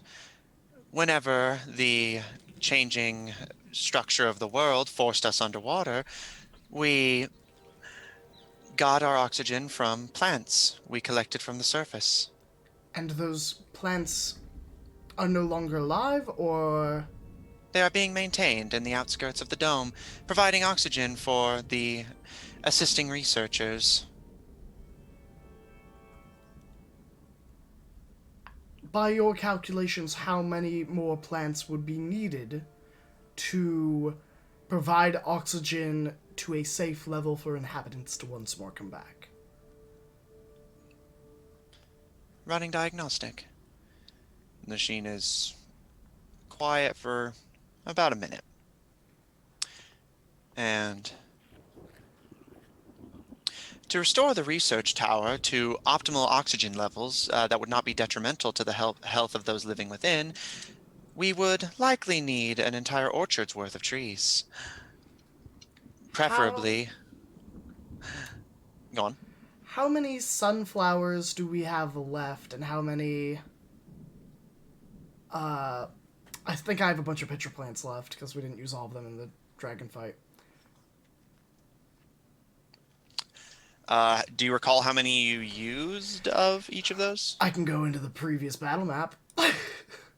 Yeah, because I do know how many seeds were in the bag, so I just need to check how many you've used up. So I used 1, 2, 3, 4, 5, 6, 7, 8, 9, 10, 11 sunflowers, and 1, 2, 3, 4, 5, 6, 7, 8, 9 pitcher plants. All right. So 9 pitcher plants. All right. So do you want to just do a quick count in the bags of how many seeds you have left? You have 19 sunflower seeds and 21 pitcher plant seeds. We do have some magically growing plants that we could provide.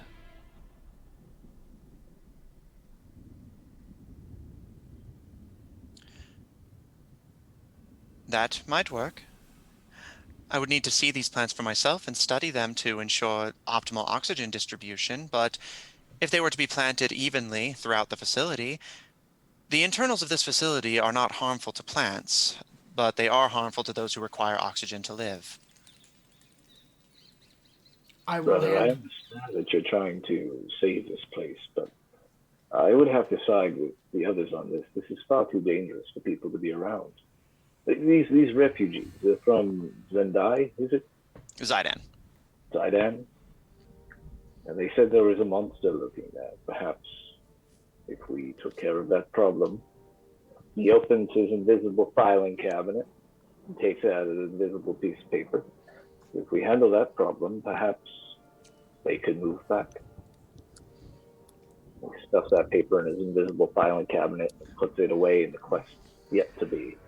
That's entirely true. We could do that, but there is a lot of knowledge and resources here that alternate routes may lead us to leaving something, some stone unturned. But I do think we should take a look at the communications in this place for the other facilities. I'll not argue with you on that. 13, if you could lead us that way. Communications records? Or simply communications in general? The communications that we are sent here to repair. Yes, right away. Please follow me. And please do not wander off again.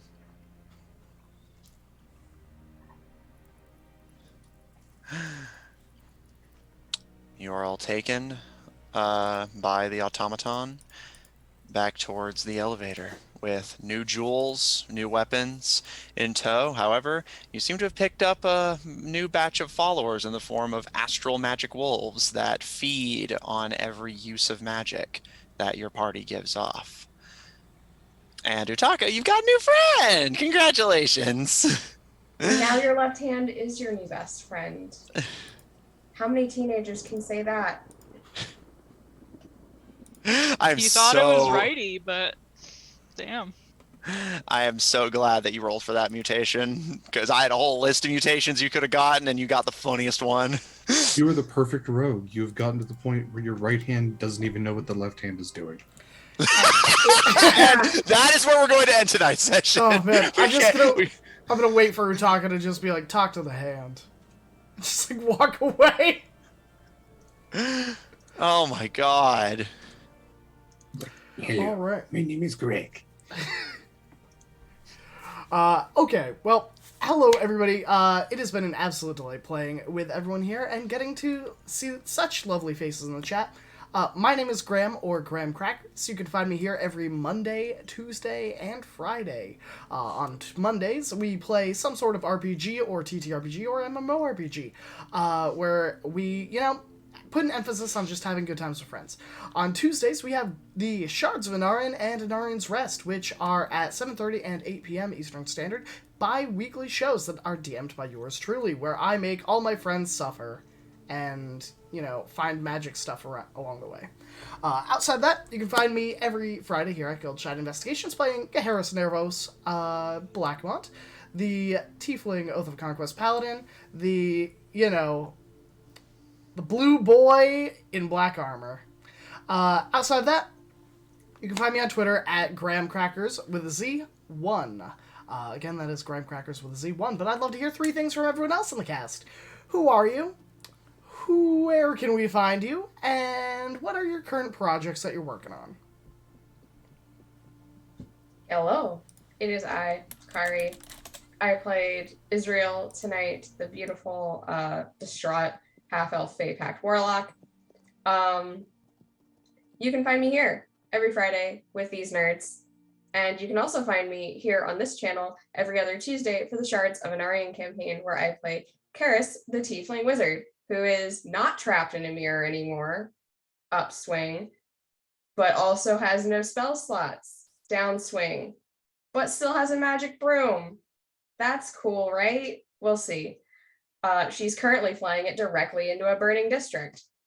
We're going to see how that goes next time. So please join me then. I'm not working on anything else besides that, other than like a tablecloth, but that's not really relevant to this conversation. And you don't really find me anywhere else other than Guild Wars 2, which you'll find my player ID down there in the chat if you ever want to play. Hi, everybody. I'm Derek Sword. If you want to find me and more of my projects, best place is Twitter, dsword16. Most of my stuff is stuff that's already been done. You can watch reruns of it, or whatever the kids are calling reruns these days, VODs and whatnot. But that includes, season 1 of Horizon's Call on Eva Sari's channel, the podcast Monster Crush. A lot of my projects are on hold because I'm planning a move, probably by the end of next month across the country. But hopefully after that point, I will pick up and have lots more stuff to share with you. In the meantime, just check out that Twitter account and you can keep updated there. Hey guys, I'm Pharaoh. I play Utaka. You can catch me on this here channel this coming Tuesday, I believe, for Shards of Anarian, where, oh lordy, I don't know, there's dragons and black goop, and we're not having a good time, but I did just train an NPC to be a paladin, so that was pretty cool. Yes, thank you. Catch up with us there. Otherwise, my other projects are top secret. Stay in suspense. Off to someone else. Oh, well, hello everyone. My name is Jeremy. You can find my social media handle somewhere in the chat, Dane Darkstride. But not a whole lot goes on there because not a whole lot goes on with me other than real life, which isn't very interesting. So I won't bore you with that. You can only find me here every Friday, 8 p.m. Eastern on Graham Cracker's channel. And now I will pass it off, I believe, to our wonderful GM. That's me. Hi, I was Matt, your DM. I played everyone else. I was Utaka's hand. I was the dangers of radiation poisoning. I was all sorts of fun stuff.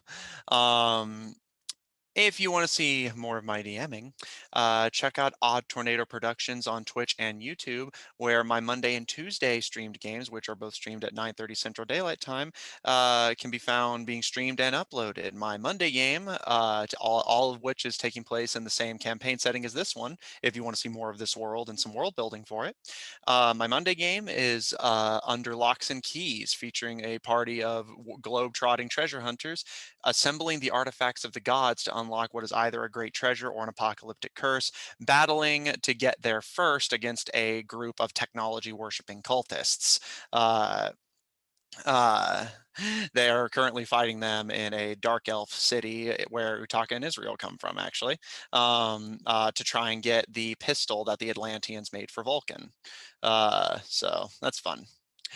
On Tuesdays, my streamed game is of Black Ink and Blue Blood, featuring a party of politicians and nobles trying to unravel the political conspiracy that threatens their homeland if they can just stop stabbing each other in the back long enough to actually do that.